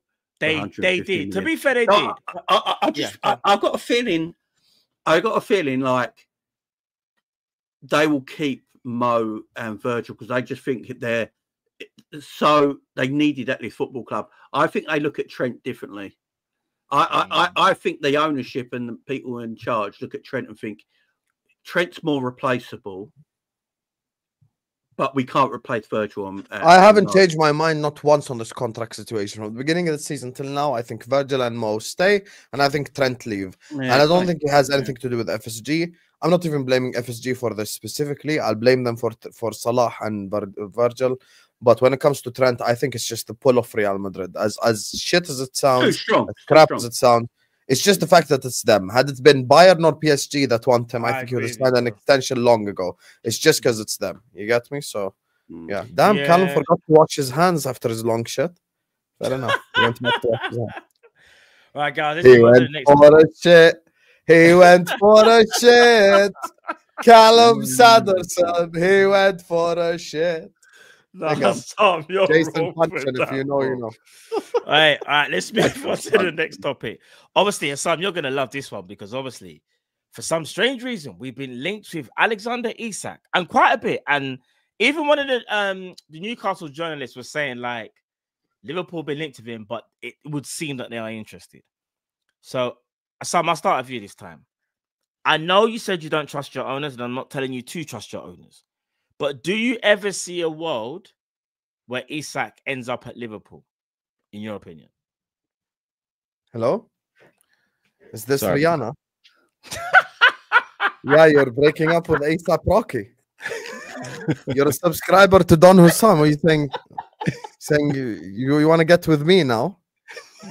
Of course. I love your song, Work, Work. Let's go. Let's go. I'm ready. And you know, Arabs, we get married quick. Let's go. 2 months. This summer, we get married, Habibti. Okay, Rihanna? Big up. You're absolutely attractive. You're incredible. See what I just did? That's you right now. That's you. Bro, I'm co-hosting. You just spent 2 minutes just gaslighting and acting like it's completely normal for us to sign Isak. Stop. I never said it was normal. No. But think of the exact. What's the exact question I asked you? I said, "Is there a world?" Matt, I love you too much for this. You get me? You're my partner. If it was Callum asking, it would be different. Your partners on the Tuesday show, you know. I hear it. No, I hear it, bro. I hear it. When it comes to Isak, yeah, let's be jokes aside. Let's just be honest, right? This is what I'm saying. Whatever you think, whether you're FSG in or FSG out, Isak's price itself is bigger than our whole budget. Like we're not just gonna blow the whole budget on one fucking player, you guys. It might be bigger. Jude Bellingham, a la Jude Bellingham, a la Jude Bellingham, a la Caicedo, a la Chouameni, a la Mbappe. Can I just say on those stuff? So when you say Caicedo, Bellingham, Mbappe, and all that, shall I tell you why I don't particularly get angry with the club at those? Because they picked to go to Real Madrid. Caicedo was in conversation. The reason why I don't see Isak happening is because we've left ourselves so much to do in the summer, and then to put such an outlay on Isak. I'll be honest, I don't think Isak goes in the summer. I don't think he leaves Newcastle. All right, he probably does. Cal, I'm going to say something wild. I'm going to say something wild. Get ready for this. Hassan, please don't cook me next Tuesday, bro. But I'm going to say something wild. Yeah, you do that. If Liverpool really wanted Jude Bellingham, I think we could have got him above Real Madrid. But I just think we looked at the numbers and thought, no, we ain't doing that. Genuinely. I don't even think we actually fully entered the race, if that makes sense. I think do you want to know why? Man. I think Jude played us. Or maybe he played, because I'll be real. Something didn't add up with that whole Jude situation in the first place, and I'll tell you why. Do you remember when Klopp kept on saying, we're going to get a midfielder, and the media kind of broke at one point. It was like a media briefing that Liverpool very, very, very like they're making sure that they have everything ready for Jude Bellingham. Oh, Klopp said he didn't want a midfielder. No. It had to be the right midfielder. But that's a different conversation. But But hear me out. I feel like Liverpool at one point looked at the numbers and thought this is feasible. Then when Klopp basically said, listen, I want us to get Jude Bellingham, Szoboszlai, whoever, I reckon the club were just like, you're having a laugh. There's no way we're doing that. So what I'm basically saying is, I don't think we actually really went in for Jude Bellingham. Like, initially, yes. But when we saw them numbers, 400 grand a week. Brother, Salah had to fight to get 350. Do you think Liverpool were ever going to pay? I don't think we was ever in for Jude. I think it was just I think we inquired. No, I think we initially were personally. Yeah, and then his agent went, Real Madrid want him, and he's going to pay him this. So but I reckon when Real Madrid stepped in and said their numbers, Liverpool were just like, forget that. Today's just conspiracy o'clock. Sometimes you just need to understand that Real Madrid is calling, and that's the. Listen, I'm keeping man. He wanted Madrid. Like because it's. I'm not saying. You want to know the one that I blame the club for a little bit, Mbappe, because it was way before Madrid. Yeah, that's true. I would have liked to see us push stronger for Mbappe. Try get that one over the line and go like, Kylian, if you want to go to Madrid 3 years from now, it's fine. We would put a clause in your contract. If Madrid come calling, we'll send you there type shit. Like that's the one I really would have wanted us to try harder. I think Caicedo, we're a bunch of bitches, because if we wanted Caicedo, we should have went for him in the summer from the start. Not wait for Chelsea to speak for him. Not wait for Chelsea to speak to him for 3 months and then come at the end of the party and go like, oh, there are no pretty women left. Yeah, but you came at the end, mate. And then your own girl got taken by the same guy that got Caicedo as well. Now he's having a threesome and you're sat there by yourself. So that's the thing with I'm the one that made the threesome analogy this time, not Jamie. You get it? But without throwing the 50. Jamie got like worse in the chamber. I could see him just brewing like. Yeah, I could he's brewing up something mad to say. But yeah, it's just there's a lack of executional skills for us at office level, and that genuinely worries me throughout all sporting directors, throughout everything. I don't know what it is. Maybe they take a long time to wire the money. Maybe whatever the hell I genuinely don't know. But I think with Bellingham, he just wanted Madrid, and that's okay. No, fair play. Yeah. Yeah. Others, I'm a bit more disappointed. Chouameni, same thing, by the way. No disappointment. Chouameni. He chose Madrid. But I do think them numbers we would never get a match, though. That's what I was trying to say, though. We would never get a match them numbers. Like, that's one thing I wanted to kind of make clear, though. Because surely we can all agree, right? Liverpool would never give Jude Bellingham 400 grand a week, knowing that Salah's on 350. He shouldn't be getting 400 grand a week. He's a young kid. Just to EO in the chat who says like, oh, the biggest issue is Wissam wants us to operate like Man City. I don't want us to operate like Man City, but we're currently operating like Blackburn and Norwich. So where do we go from here? We are an esteemed company. 3 clubs made profit. Blackburn, Norwich, and Liverpool Football Club. This is why we won the league this season, Mr. EO. It's not luck, and it's not the shit that Arsenal fans have been saying. But we must acknowledge that Salah is having an all-timer season. Van Dijk is playing like he did his Ballon d'Or season. And Arne Slot is a fantastic manager. That's the reason why like we are winning the league this season. It's not transfers. And when you get mad at someone doing transfer talk, Salah was a transfer. Van Dijk was a transfer. Gravenberch was a transfer. Alisson was a transfer. All the players, you celebrated McAllister's goal yesterday, he was a transfer. You celebrated Szoboszlai's goal yesterday, he was a transfer. We don't have 11 Bradleys on the pitch. Stop existing in utopia. This team needs a bit of help. You watched us get to the mountaintop in 2019, 2020, right? You watched us with your very own eyes. Let's not make the same mistakes we did 4 years ago. Let's refreshen it up a little bit. That's all I'm asking for.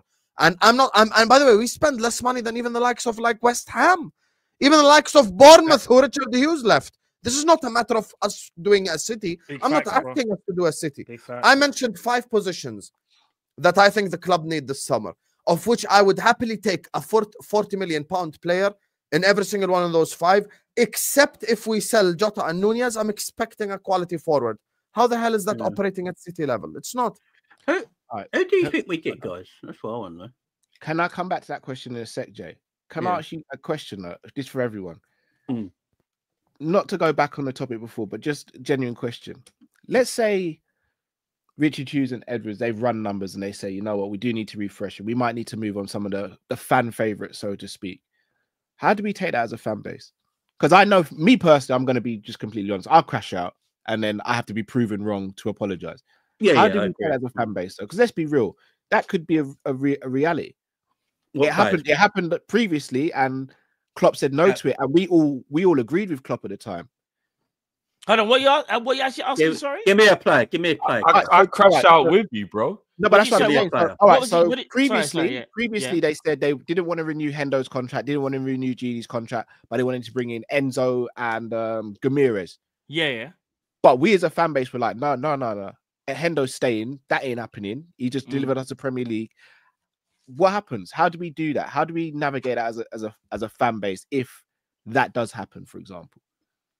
Because they were proven right with Henderson, for example. But they were. Not really, because it was 2 years later, Cal, when he ended up being crap. He wasn't rubbish when we gave him the contract. We nearly won a quadruple. No, but the point was, you in football, the term is you meant to sell a player early, 1 year early than a year too late. So it depends who it is. Some players, it's cool to just let them see out their career at your club and just get rubbish and then they go. We've done too much of letting players go on a free and all that. So but he was old. No, but if you could have sold Henderson and brought in a Gamirez, then you're effectively upgrading, right? Cal, I believe there's quite a few players next season that are on 2 years left of their deal, yeah? There's 2 at the end of this season, Yeah, at the end of the season, there's a lot of players left on 2 years of their deals, and we've not heard no contract renewals. I think some of them could be make weights. So Javier, and also, if we don't extend Konate, by the way, we know for a fact Konate needs to be signed. That Hughes is incompetent, and there is a genuine problem at the football club that we need to address. I think if Virgil signs, Konate signs. I think it's easy. I pray he does, because if not, there's going to be a serious problem. But if Konate sees that Virgil and Mo sign, if I'm Konate, I'm signing that bit of paper. Yeah, but Jay, they've also got to offer you the right amount of money, though. The right terms as well. Yeah, you know we don't look. So the only thing with his contract situation, we don't know. Ain't Konate the French captain now as well? Yeah, we don't know. He's one of the consortium. Yeah. The only thing we will never I swear he has the armband. I'm not even It's not just him. I think he's captain if Mbappe's not there, for example. Yeah, so Mbappe's like a rotation captain. Yeah. The only thing we will never know as fans is what they're getting offered in the boardroom. We don't know, and obviously the reporters don't know because they're not there, are they? So they won't. They just guesswork most of the time. They'll be like, "Oh, Konate must not have signed that because he got a low ball offer or something like." But they don't know if that's the case. We'll never know. I'm just hoping Konate's holding out on this thing because he wants to know what's happening to Konate, to Virgil and Mo first. But you know what, though, Jay? That's why he's waiting on it. Because if Konate signed, if Virgil and Salah already signed a month ago, Konate's signed already, in my opinion. I hear what you're saying. The only issue I'd have with that is, I understand you want to be part of a winning team, and you're probably thinking, oh, but two of the best players are leaving. But say the board has said, like, to Konate in his contract talks, listen, if you sign this new deal, like Virgil and Salah are leaving, but we're going to try and bring in the XYZ players, and you believe that project is still good and the money's right, you should be staying. That's why I don't want it to be for him to become dependent on what the others are doing. It should be just, how do you see Liverpool? How do you see the future? And do you think this is the right place for you? That's what I said before, remember? Yeah, but I said I don't think that Virgil, Salah, or Trent should be thinking is the other one staying. No, it was Trent. You said that about Trent, remember? I think you said that about Trent. I don't think that should be your decision. But I agreed, and that's have to, though, guys, because if Konate and Trent are 25 and 26 respectively, right? Their next contract is going to be a 5-year contract, 4 years at minimum. That takes them up to 30 or 31 years old. Their peak years, their prime years. If they're going to want to sign a contract in their peak and prime years, they're going to want guarantees that, or as much guarantees as possible, that this club's going to be challenging and doing their best. So if they see Virgil and Salah leave, our two best players, then surely they do have a right to sit there and go, why should I commit to this project when we've just lost our two best players? Yeah, no. But my argument was, obviously, a little bit. Yeah, no, it has to be a lot, Drift. Come on, man. Because you can't be disrespectful to all the other stars in the team. It can't be only because they're going why you think it ain't good enough. They're the two best, Drift, without shadow of a doubt. They're our two best players. Yeah, but there's still other great players. All right, so I'll ask you then. If Virgil and Salah leave tomorrow, we're winning the league next season. Hell no. That would actually depend. No, because even though they're irreplaceable, that would depend on who. The drop off is too dramatic. Because I don't think the standard of City and Arsenal is great enough to go. Like, if we make the right purchase, we can't win the league. Bruv, he said Virgil and Salah. Yeah, they're irreplaceable as who they are. But if we, for example, went and got a Bastoni, a Schotterbeck, and it don't matter. They're not. None of them compared but we to can Virgil. still be as good as City and Arsenal. Drift, hear what I'm saying? The level of Virgil and Salah, especially this season, is ridiculous. No, I know, but Man City and Arsenal ain't that great. But who's to say that they're not going to get better? Winning, because we're talking about winning the league. So who is and the people? Champions League? Why can't they get better next season, though? No, I'm not saying they can't. Yeah, but so you're telling me? Don't get me wrong. I'm not trying to say they're replaceable. They're irreplaceable. But I'm looking at the quality of City and Arsenal. I'm thinking, if you get me a Bastoni, a Schotterbeck, and who would and Florian Wirtz, yeah, we can still win the league. I'm still going to be absolutely devastated and pissed off that them lot have gone, and we could have been the best with them. But I still think we're good enough to win the league against Man City and Arsenal. Drift. I think the worry is here, guys, is that Real Madrid desperately need a centre back in the summer. They desperately need a centre back in the summer. I think Konate have 1 year left at the end of this season, and I believe Saliba will have 2 years left on his contract as well. If I'm Real Madrid, they're the two centre backs I'm looking at. That literally are. They need a centre back. Konate's at that elite level. Konate's at that elite level now. So I know there's people in the chat saying Konate should be pissed because he got only 70 grand a week contract. I mean, he signed that contract, so he was obviously happy with it at the beginning. But Konate needs to be paid. For me, Konate and Virgil van Dijk are the best defensive partnership in world football. Facts. Right, what can't they do? Big facts. It's not what can they do, it's what can't they do. You want to play a high line and play risky football? Great, I'll play Konate and Virgil. You want to play deep line? Okay, Harvey. You want to play centre backs that have got really defensive issues in their fullback areas, but still keep clean sheets. Virgil and Konate. They're the best at what they do. Virgil and Canate need contracts this summer. I'm not even messing around. You know, everyone used to tell me I was this pro FSG. I turned quicker and Big Show, man. Do you know what I'm saying? We know. I said it time now. Virgil and Canate and Mo Salah need to stay at this football club. There's no ifs, there's no buts, there's no, but we could go and buy someone. I don't want to hear it. Virgil van Dijk's going to be 34 next season. There's still not a better defender in world football. He doesn't even play like a guy in his 30s. Mo Salah is having the greatest season. Mo Salah is having a Messi season. Yes. Not just a note, like he's having a Lionel Messi. This is what I'm saying. At 32. Salah can't replicate this. I'm off for one. No, I don't piss people off now, right? Mo Salah at 32 years of age is better than Thierry Henry when he was 32 years of age. Right? Oh, easily. Right? He was in Miami, man. He was with a gut in Miami. He didn't care. Mo Salah is doing bits, yeah? He's the best right winger in world football. Pay the man. Virgil's the best centre-back in world football. Pay the man. Canate could arguably be called top 5 best centre-backs in world football right now. Jamie's getting angrier as he's speaking. I love it. Man. You know, Alisson Becker's got 3 years left on his contract. There's some people out there on this Kopish community, not all of you, by the way, because you had all go at me one time, who wanted Kelleher to replace Alisson in goal because Alisson was finished. Yeah, how's that go for you now? Hold that, Kimmer. Hold that, Kimmer. He's played so many games less than Sells for Nottingham Forest. He's only 3 behind in clean sheets. Fact. Yeah. So pay these guys, pay these men, and then build the team around them. They are not going to fall off next year. Mo's not going to wake up tomorrow because he's got 500 grand a week. Right, that's it. My job's done. I don't need to do anything next season. Yeah, I'm not going to go to the gym anymore. I'm just going to sit up here and smoke shisha. You know, that's just not going to happen. Like. It's an elite footballer. Mo Salah wants to break Ian Rush's record. I'm telling you right now. He wants to break Ian Rush's record. Give the man the money to break it. Because I'll tell you what, if you give him another 3 or 4 years, I know he's in his 30s, there's a slight chance he gets very close to it. This man ain't giving up anytime soon. Give these people what they want. You know, FSG have got the best time that they got it right with the manager. They got it right with the manager. What any of us want to say, they got slot right. Yeah. Richard Hughes, whoever did that job, they did their work. They did it well. They got the right man in. Now, don't let the right man just fall at his feet and no one do anything about it. Give the right man the work to do. You've already seen what he can do. He's going to win a Premier League. He's going to bring number 20 home. Man United fans can't sing it anymore.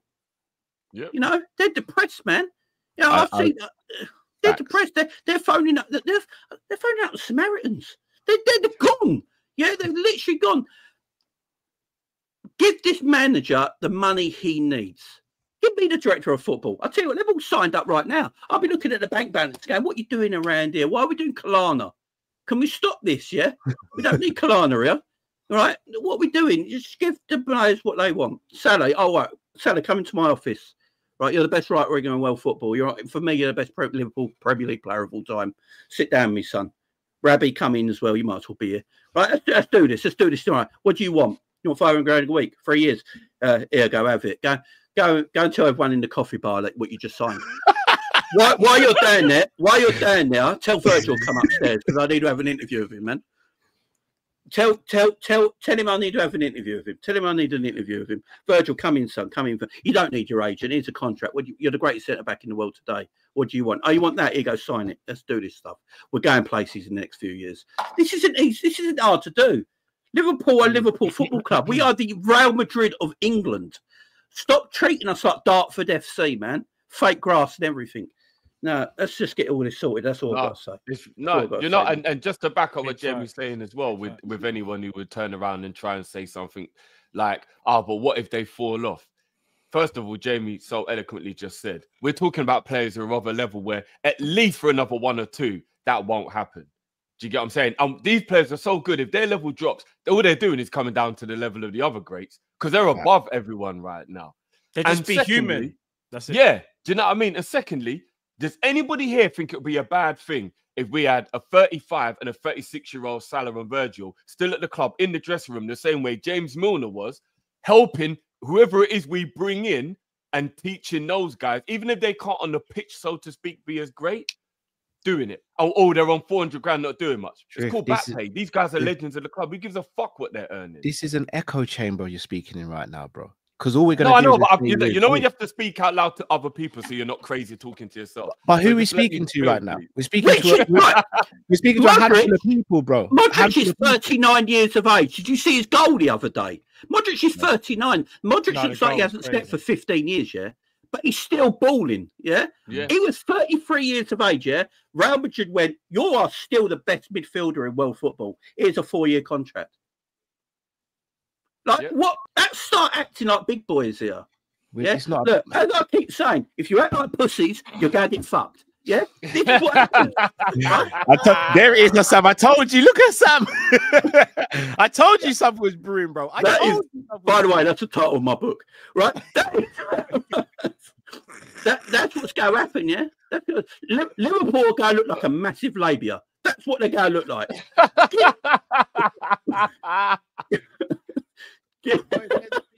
Get it sorted, man. Get it sorted. Do you know what I was gonna say? Yeah. We're dealing with other than the fact that this channel is probably about to be on its this video probably get demonetized, and we probably get we'll probably even get a copyright strike. We'll probably get something. Big up, Jay. Isn't this kind of full-time job now? I swear as well. Isn't this kind of full-time thing now, right? Trust me. What I was gonna say though is a prime example, guys, of a player who went into his late 30s and was still absolutely sublime. Is Thiago Silva at Chelsea? Look at him. Yeah, that's an example. No, you're good. No, you're good. Pepe was 41 years old at the Your Euro. mic is just a bit too low. That's it. I don't know why. Like, look at I think it's Thiago Silva and think that's like Virgil. Like, I'm not obviously trying to compare them, but the way how Virgil plays the game a lot smarter, doesn't need to do as much running because the IQ is on another level. Whereas before, when he may be a bit younger, he would love to go and like chase after Adama Traore. He don't need that no more. He'll just send Robbo to do that. Even though Robbo will get kicked about, Robbo, you go and do that, man. I ain't dealing with that. I'm going to stay where I need to be. And when the ball gets kicked into the box, because no doubt Adama's either going to kick it off the pitch or he's actually going to get a decent cross off. I'm there to if the decent cross is You there. guys remember the Bayern Munich centre-back Dante, the Brazilian? Yeah, left-footed. Yeah, he plays at Nice still. He's 40 years old. Yeah, that's what I'm saying, bro. Crazy. And do you know what you do as well, guys? If you're worried that there's a possibility that they could drop off with their levels, do you know what you do? You make sure that that player has a covering player good enough that he don't need to play as regularly as what it would take to make him drop off. Drift, but you're talking common sense. You're doing it again, bro. You're doing it again. Yeah, I don't think you're in the echo chamber, bro. What did I put in the group the other day, Jay, that we were in? Who would I go and get? Slotterbeck. Yeah. And I go and rotate him with Virgil van Dijk next season. Why? Because it preserves Virgil's legs. It integrates a new player into the squad. So in 2-3 years' time, when Virgil might be on a decline and might be ready to hang it up, Schlotterbeck's ready to take over seamlessly. Football's simple, but we don't have owners who like to simplify things. Why? Because they're not football people. They're business people. Facts. We're going to win a lot. We're going to win a lot We're going to win a lot this summer, this season. We're going to win the baby treble, or whatever you want to call it, yeah. And then once my club is still working out to give Liverpool's greatest ever player a new contract. Tells you all you need to know, really. Let that sink in, man. Let that sink in. Bonus for you, right? The man's not even growing his hair out no more. Do you know how much love he has for Liverpool? The man's keeping the fade. He ain't even growing it out. You know, he's like, oh shit, I'm actually better like this. I should have done it years ago. You know, the best signing Liverpool made last season was a coffee shop. Do you know that? Yeah, that was Liverpool's best transfer last season, was a coffee shop. It's so true, though. I've got a feeling Mo was going to grow his hair back, and his wife was like, you know what? Yeah, my Laura looks at Mo Salah. I like you like this, and he was like, all right, babe, all right, cool. Do you know what? Do you know I've got tissue next to my computer? It's because Mo Salah's on the screen. Do you know what I mean? The fade works, man. The fade works. Yeah. I'm not gonna lie. The missus was watching the highlights the other day. She's like, is that Salah? And I was like, yeah. She's like, he cut his hair off, and I was like, yeah. She's like, oh, and I was like, just say what you're saying, man. Like, I get it. Just say what you're saying. Have you seen the damn patches around Anfield? All women have had that response. Patches around Anfield. All women have had that response. Every seat is soaked. There is literally no response to what he just said. So I'm just gonna ignore it. It's best not to respond. Literally no response, mate. But look, boys, look, I know we've gone over time and stuff. Look, we're in a healthy position on the pitch at the moment. I don't think Slot can do anything much more to continue to keep us ticking over. Obviously, we're sitting there saying the league's over, but the boys have to do the rest of the business. They have to remain professional, 100%. And I trust they will do that. I trust Slot to do that as well. 100%. It feels good, in my opinion, for us to be in this position, because even though Drift and Jay, you think from the beginning of the season we're going to win it, I don't think anyone would have thought we'd have been this comfortable at this stage in the season in the Premier League. Not this comfortable. Yeah, I agree. I didn't think we'd be this comfortable. You're right. So for us to be in this situation, big up to Slot, big up to the coaching staff, big up to the players. And as we say, it's now over to Richard Hughes, Michael Edwards, and the rest of FSG to get business done in the summer. We can do that, then, in my opinion, we potentially create a dynasty. We really do. Right. So time will tell. But look, we're going to wrap up there. Jay, you got anything coming up on your channel that you want to tell the people about? Yeah, 11 o'clock tonight. I'm just going to keep going, man. I'm just going, these people need to know. You know, I'm at in everyone there. I've had enough. Enough. We're about to do great stuff, and this club wants to. We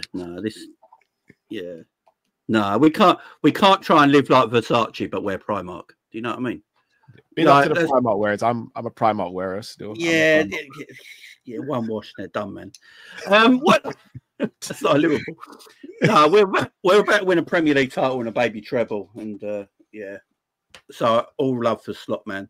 He's best manager in the world right now, and it's a sign of the season as well. Don't care what anyone says. I agree with that. Definitely. Don, what time are you going live after this, bro? In about 40 minutes. Just like Jamie, but for me, I'm a bit more emotional right now. I'm more like, not angry, I'm just emotional. Yesterday, I started giving the "this means more" speech. So we're going to unpack the "this means more" meaning today in the stream. I'm going to destroy the shit out of the Arsenal fans who are saying we're lucky. And at the end, I'm going to get angry and tell them to renew Virgil and Salah before we fly another plane over Anfield. But by the way, the Man United fans are in a bad way. I did a stream with Saeed today, and they're feeling it. And nothing fills me with more happiness than seeing Man United fans scrambling and unhappy because of what we've done in the league this season. So long may that continue. Oh, yeah, it's over for them. People think Arsenal fans should be upset. United fans should be blocking us. Just stop it. They can't sing 20 times anymore. Yeah, what are you going to sing? 13 times, Man United. It's all good for Man United because for lunch now, all they get is Heinz of tomato soup and tiger bread. You know what I mean? That's all they're getting for lunch now because they've got rid of all the staff, man. Shout out Tiger Bread. I just had a sandwich with Tiger Bread. Yeah, Tiger Bread. Can't beat it. I can't believe they've sacked the dinner ladies. I can, and it's brilliant. They're putting vending machines in there. Brilliant. There's going to be a dinner ladies. There's going to be a rota at this point, including Amarim, of who's got to clean the toilets, who's got to serve food. What's going on? Canacho's got to wash up. You know? Do you know what I mean? If you are going to Old Trafford, though, don't have the chicken. Probably be rat. Salmonella, man. Yeah. Drift, you got anything coming up on your channel? Not before we'll be back here on Kopish tomorrow. No. Oh, still there, Carl? Oh, you still there? I guess not. That is the I'm not good listening. I guess he's not there. Of a mean mug. I was gonna say, all right, let me take over. All right, so big up Cal. I think what Cal was just trying to do is just his best meme for some reason. I don't know why, but he crashed out. I don't know what's happened to him. For that scene for a second. But people, listen. Have I got anything coming up? Not right this second today, I don't think. Probably tomorrow, though, chat. So stay tuned. There might do something. Remember, we're going to be back tomorrow as well, guys, with our calling show tomorrow. Yes, yeah. We got that end of the month calling show, guys. So hopefully you lot are going to be about for that one. It'll be a good one. And yeah, man. Actually, do you know what? There's a tiny possibility. Not even a tiny possibility. There's probably a big possibility, guys, that I might actually do a Drifty review of all the goals from the midweek games over on my big up channel. So yeah, that actually might happen tonight, guys. Obviously, you lot know already. We've got the footage as well, so we can go through. We can have a laugh. So yeah, I might be doing that later. Yeah, nah, big up. Now, guys, I will do the FIFA stream. The FIFA stream will be tomorrow. Probably like tomorrow morning. Yeah, morning, afternoon, early morning, afternoon. Actually, lunchtime. But before we go, don't worry. Super chats, we got you. Yes. Have you guys ended the stream before without reading the super chat? No. I have once, but I took pictures. That's why they're screaming super chats on the chat. No, okay. No, they're not. They're just doing it because they. You guys have bottled it before. Omar says yesterday's Kopish stream while sick almost killed me. Big up yourself, Omar. Skip Malu says big up. You're better as well, bro. All right, Yaz, you better believe me, you know. All right, Yaz, if you're not there tomorrow, I'm not gonna lie. I'm calling you out, Yaz. Skip to my Lou says big up Kopish, smash the likes, elite panel times 20. Big up yourself, Skip to my Lou. Planner Boy TX says I'm liking this collab, time to celebrate. Arsenal 3P in second place. I mean, that's a premature celebration. They might not finish second. I want them to finish second.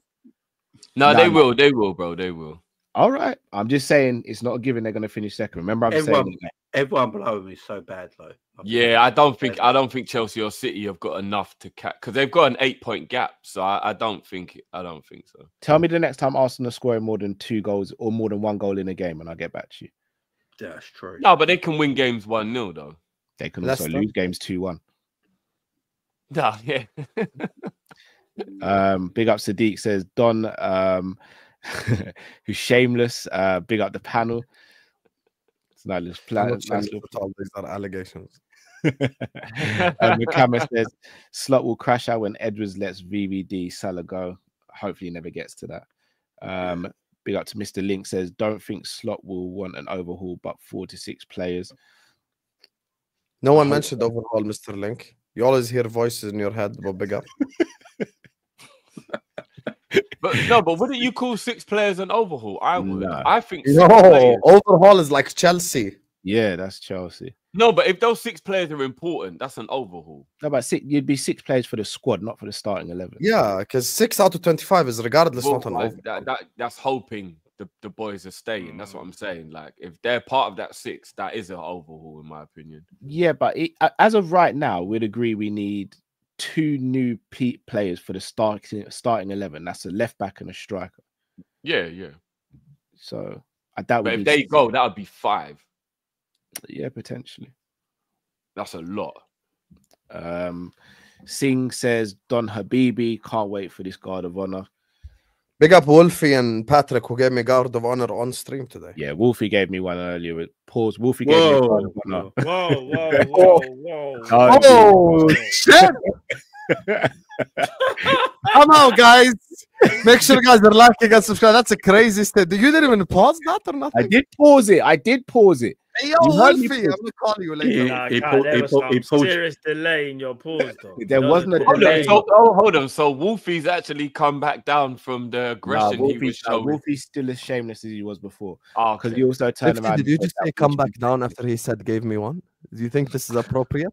Oh, you see how like it just everything makes sense now.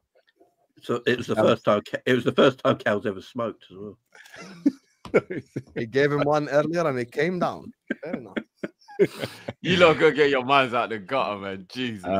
Ash this says is crazy. I ain't a part of this. I'll see you, man, in a bit. Ash says Hassam and Drifty are right about Hughes Slot. Chiesa been fit since October and had 27 minutes. Was clearly a used signing, and Slot got no interest in using him. Fair enough. I really hope he gives him enough appearances for him to get a medal, though. I love Spaghetti Mafia, man. Just give him a couple of games. I think Chiesa still got something to offer. Has everybody given up on Chiesa? Chiesa can play against Arsenal when the league's done. You know what I mean? Do you know what it is? Has everyone given up on Chiesa? It's not that. It's just the Slot just don't rate him, though, Drift. Not really. No, but he's still Chiesa, though. No, Drift. It's the name. Do you know what it is? Forget the name. Now, I'm not going to lie, fam. He's 25 years old. He is not done. Chiesa went 25? He's like 27. No, he's not. bro. He's not 25 years old, bro. 26 at the oldest. Let me. He's about 27, no? Yeah, he's 27. On his Tinder, he says he's 31. He's 27, bro. Oh, you know what? He turned 27 while he's at Liverpool. My bad. 26, but he's 20. He's still got years. Drifty never admits when he's wrong. Do you guys know? I know. We know. He's like, he's 25, and then when it's 27, he turns 27. I literally said 27 is that. Yeah, but you're wrong anyway, because he ain't 25. He was never 25. He's still in his prime years. He's got years. Listen, I'm a fan of Chiesa. I hope he gets. If Chiesa was 31, then I'd understand. 26, 27. Who cares? According to Jamie, he is. My actual point was this though: Slot just don't rate him. Yeah, Slot don't rate him. Slot don't rate him. Well, I'm not giving up on him. I'm not giving up on him being able to do something. No one said he can't do nothing. I'm just saying Slot doesn't rate him, just like how Slot doesn't rate Elliot. If not, they'll be having more minutes. Yeah. Makama says we can praise Slot without cooking or dissing Klopp. Exactly. Agreed. Fully agree, bro. Jeannie says scenario: we win the league, lose to Real Madrid in the Champions League final. Probably we don't, and it comes out Liverpool were willing to match this whatever salary Real offers Trent, but he leaves for Real Madrid. What would your true feelings be towards Trent? If Trent leaves, his legacy is finished. It's not in my opinion. I don't think his legacy is finished. If Trent leaves for free to go to Real Madrid, he's going straight in my Fernando Torres bracket. That's just me. We could play. So we could play. There's a possibility if we get past PSG. I think we got Club Rouge. We got Club Rouge or Villa in the quarters, ain't it? And then one of the Madrid teams in the semis. This scenario won't happen because Diego Simeone has something for us, mate. I think Atletico Madrid are going to knock them out. Yeah, Atleti. I'll be honest. Whether it's Atletico Madrid or Real Madrid, it's still going to be a madness. Does anyone think Arsenal's getting past PSV? Yeah, I do. But yeah. They'll beat PSV. Hey, well, they ain't getting past the Spanish boys. I'll be real. They might struggle attacking wise. It's not looking good. I know, but we put our third string team out and we almost beat PSV. This is the most 1-0 Arsenal on aggregate thing in history. No. You guys are probably right, but we can't ignore they're playing Marino at centre forward. Like I can't ignore that, bro. Do you know what I mean? I think they'll win 2-0 on aggregate. They'll win 1-0 in each game, I think.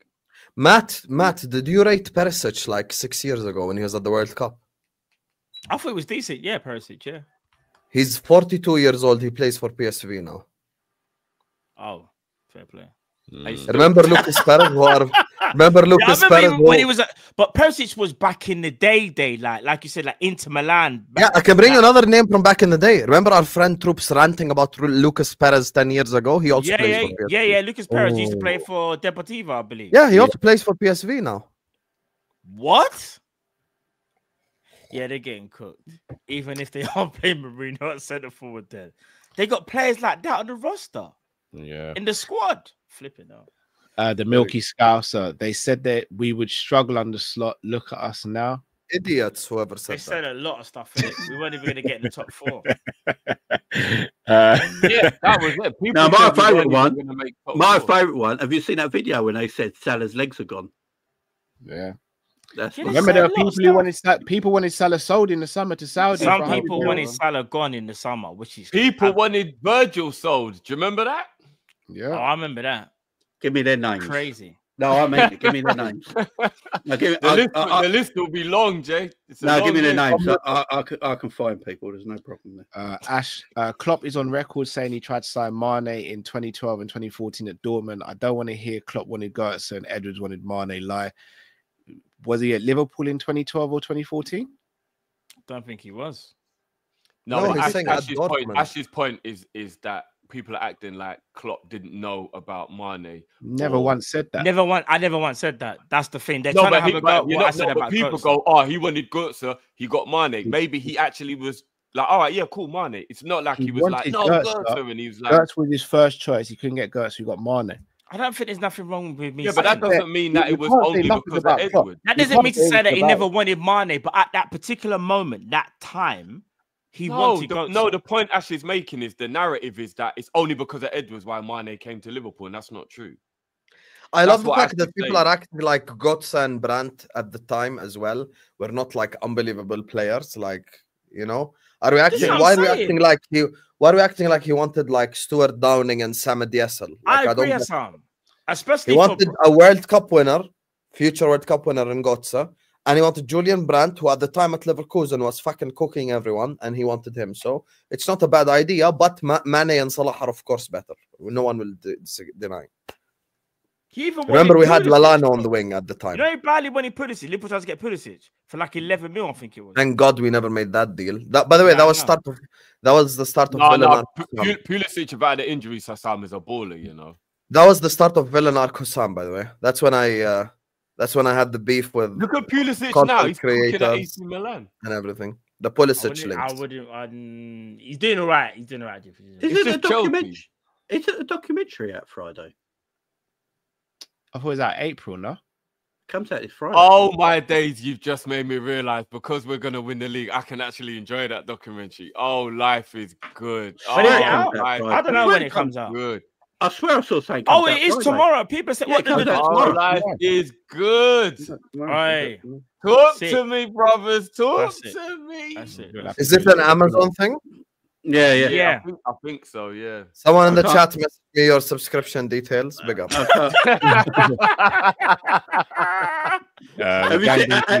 Have you seen the trailer of Curtis Jones just walking down the street knocking on people's doors? It's like it's a postcode lottery. It's mad. Gang and Deep says, guys, I've said this before. FSG's model is good at getting to the pinnacle, but it's flawed in sustaining being at the top. Hence why I need to see how they move the next couple of seasons. Until then, FSG up. Real Madrid, perfect example. Could Real Madrid have had all that success with the FSG model? No, probably not. Eagle versus Shark says LFC winning the Prem is an unplanned FSG dream. So you can't say wet dream, but you can say Wolf gave me one. I did. That is crazy. Wet dream is way more like family friendly than Wolfie gave me one. I paused quick. Win the shit, then break up the team like the 97-98 Bulls. FSG won't feel the need to pay the contract. I'll be honest, I am a little worried that we're ahead of schedule and FSG will go, well, you just won the league. What you wanting all these players for? I'm a little worried about that. 100%. That's what they did when we won the Champions League, Cal. 100%. Shout out to Sepp van den Berg and Adrian. What an elite window. Best window ever, bro.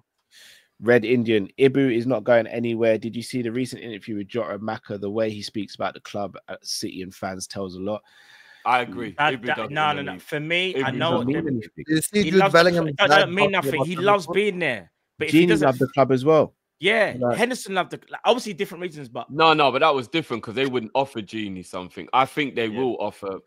He's got the offer. He's not signing. Yes. I love being at home, but if you offer me something else, No, but I think they'll offer him enough. I think they'll offer Ibu enough because he's the right age. Because he's the right age and he's the right and obviously his profile or whatever. I don't think they'll give him like 200 and something, but I think they'll go high enough that he'll just give the man 190, 200. That's what Saliba gets. Just give him that, bro. I believe when I see it, bro. Yeah. Theo, Matt, would you swap Konate for Rodrigo / Mbappe? What kind of a question is this? That's a bad question. Can I be the only one to give? Can I be the only one to give the real this is a Matt answer. Look at Matt. Hassan's our guest. Matt don't want answer. Matt don't want to answer. My answer. I'll still give my answer. Go on, Hassan. Go on. Yes, I would. I wouldn't because I think Salah's better than Mbappe. I don't know if me and Hassan can do a stream. I don't know if me and Hassan. Is Cal frozen again? Yeah, yes. What the hell? Crazy freeze screen as well. Yeah, that was a bit mad still. That was a bit mad. Today you have a lot of allegations, I'll be honest. Do you know why? Do you know why I wouldn't? For what? Your froze post was a bit crazy. It again? Yeah, it was a crazy post. It was a crazy one, bro. You can see it if you want. It's still in the background. Yeah, do you want to see it? Should we show him? No, it's all right. Oh, he can't see it. Oh, he can't see it. That's true. You can see it if you look down though. It's in the background though. Yeah, I can't actually see it. I can't actually. You can't. That's mad. No, my laptop's Take a a mad. screenshot. A mad evening. Matt, would you do the swap then? No, I wouldn't. I wouldn't do it. For Mbappe? I wouldn't do it. Okay. Matt, you're so full of shit. Honestly, no, I wouldn't do it. These man, no, I wouldn't do it. Kylian Mbappe and Mo in the same team. Are you mad? Bro, and who we getting in defense? We would score 300 goals. It doesn't matter who we get in defense. Hassan, we can't. It doesn't matter. We need to defend. 500 goals next season. All right, hear this. We don't even know whether Virgil's staying, but let's just say Virgil's staying. Are you now going to sit there and say it doesn't matter who we have in defense when we got Kwanzaa, a Joe Gomez who can't stay injury free, and what else have we got there, bro? Nothing. If I have Kylian Mbappe with Mo Salah playing balls in behind, I would score 500 goals next season. It doesn't matter who's in defense. Bring Cometio to play defense. I don't care. Oh, you're moving mad. That's how I know you're moving mad. I love how Matt stands by his man. Big up, Matt. Don't say it like that, Jay. No. Stand by your man. That's it. Don't say it like that. Listen, can I? That's Callum Christian, man. You invited Jamie on the show. You know what you're getting. So don't act shocked. I'm inviting Jamie on my Liverpool stream tomorrow at 11. I know what I'm getting, so I'm not gonna act shocked when he says the crazy shit. You invite me. It's normal. You can do Jamie Phillips says. If you don't know, get to know. Like it's right. Listen, I don't mind being called a madman, but I'm not doing that. I'm not sacrificing a player who I think is going to be the best defender in the world for a player who, yes, arguably is already one of the best. I'm not doing that though. I don't like the fact that we have to sacrifice. Mbappe is the second best player on earth right now. You're going to have the best player on earth and the second best player on earth in the same team. All right. Watch the Jedi mind trick now. You see that question? That's FSG mentality. That's sacrificing quality for quality. I ain't doing that, bro. We need to add. Whatever. Do you want me to back up Matt even easier? Bro. I'm going to back up Matt even easier. You can't replace Ibu. There aren't any defenders in the world good enough to replace Ibu. But you could go and buy Isak, and you might not get as many goals as Mbappe, but you'd probably still get enough for it to be This is what I'm saying. Like, I'm not swapping Ibu for Mbappe because it's easier to replace a striker than it is a defender. Yeah, I agree. It just is. So I agree. Because remember, we're scared if Virgil leaves. You know, if Virgil leaves, we're cooked. We're actually cooked. I know Cal says Slotterbeck. I rate Slotterbeck. I rate Bastoni. But I still think we're cooked. They're nothing compared to Virgil. They might are good, yeah, but Virgil's just different. It's at another level. Yeah. That's why I'm worried. Stand by your man, Matt. Stand by your man. And you definitely wouldn't do it for Rodrigo, Hassan, right? if it was Ibu for Rodrigo, you wouldn't do that, would you? Because they get meant on YouTube. No, I'm just saying to Hassan, if you take away Mbappe because it was a slash and Rodrigo was there as well, if it was Ibu for Rodrigo, you wouldn't do that, would you? No, Rodrigo, no, but Mbappe, yes, I would. Okay. Kylian, I'm not doing it, man. I'm not doing it. Let's get to the what was it? Oh yeah, no, we read that one. Sadiq, La Liga file complaint City have breached the EU competition law. Oh, Man City just getting hit by everyone at the moment. Yeah, I'm not gonna lie. La Liga, the whole of Spain want to beef them. Mad. Look, Pep's wife and Carl Walker left in the same summer. That's all I'm saying. Yeah, that's all I'm saying. Big up future Liverpool captain. Let's go. Let me read this first because exactly. Hey! Hi. Oh, say hi. Alonso got the joke. See, Alonso got it. You should know about those jokes. If we paid for Nunes in Monopoly money, we'd still have overpaid. Can't read the rest of it. Yeah, that's mad. Yeah, that's wow. mad. Wow. Put Valentina in there as well with me. We got a party. Reform 3D, Hassan. This is a comment you made, bro. You can't critique Cal. Yeah, play balls in behind to Kylian Mbappe, I said, which is a clear football term. Wolfie gave me one, is not a clear football term.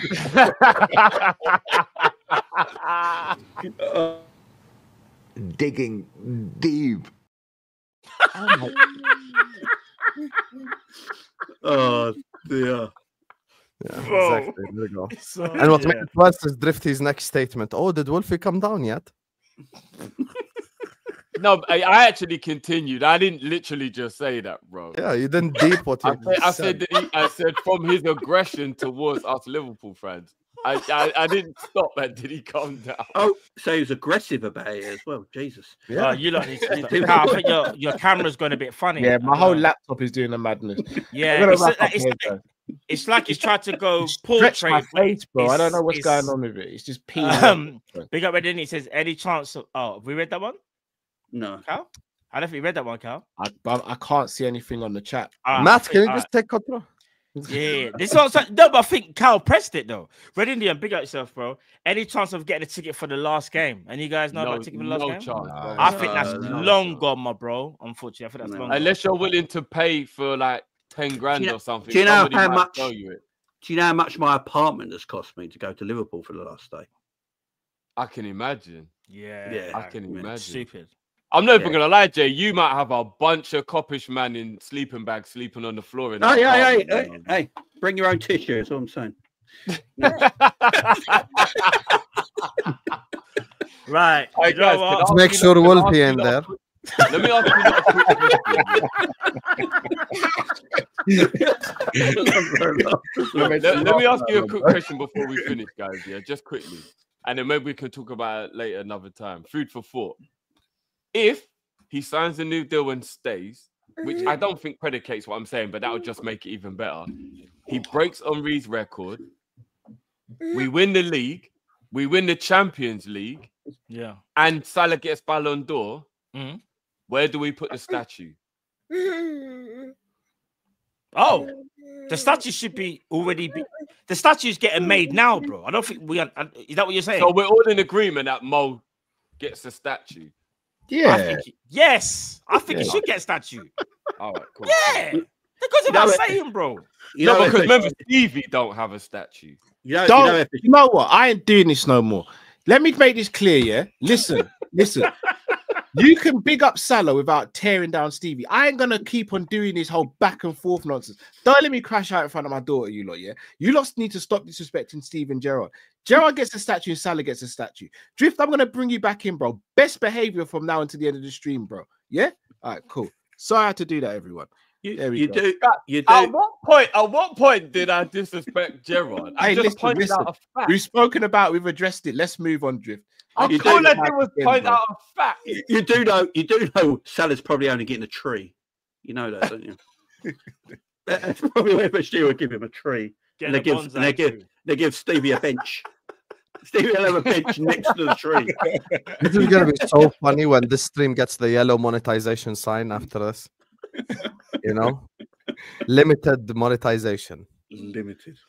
Big up everyone who sent super chats. You guys saved the stream.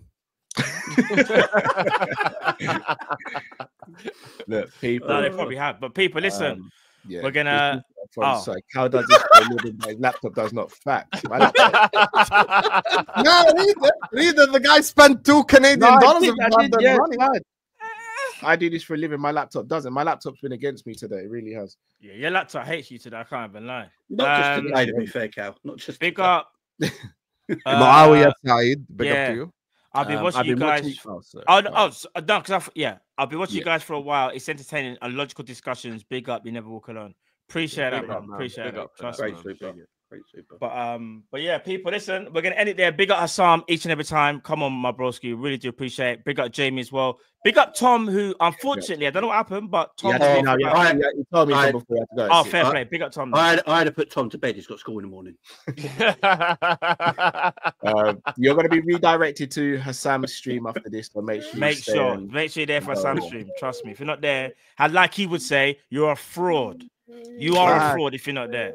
You don't know. Yeah. Make sure you're there, people. But people, listen, bless up, and we'll see you again tomorrow. Don't forget, tomorrow we got the call-in show, so make sure you're there for that. Make sure you tune in to Jamie Phillips as well later on today. I think Jamie said he might go live, so stay tuned for that as well. And yeah, people, what's this? Oh, this is aimed at you, Carl, I believe. This wasn't me who put on the screen. This was clearly Drift. Where's Praymark? What's Praymark? But people listen. TK, you gotta get it right, bro. You know, 3 weeks in a row of me doing this show, it's always Callum with the biggest howlers every single week. It's just you don't miss, never misses Callum. Big up Callum, man. I love Callum. My I love Callum. But no, people, listen. Big up, enough love. We'll see you again next week. Take care. God bless. We out, people. Bye bye. Say bye. Peace.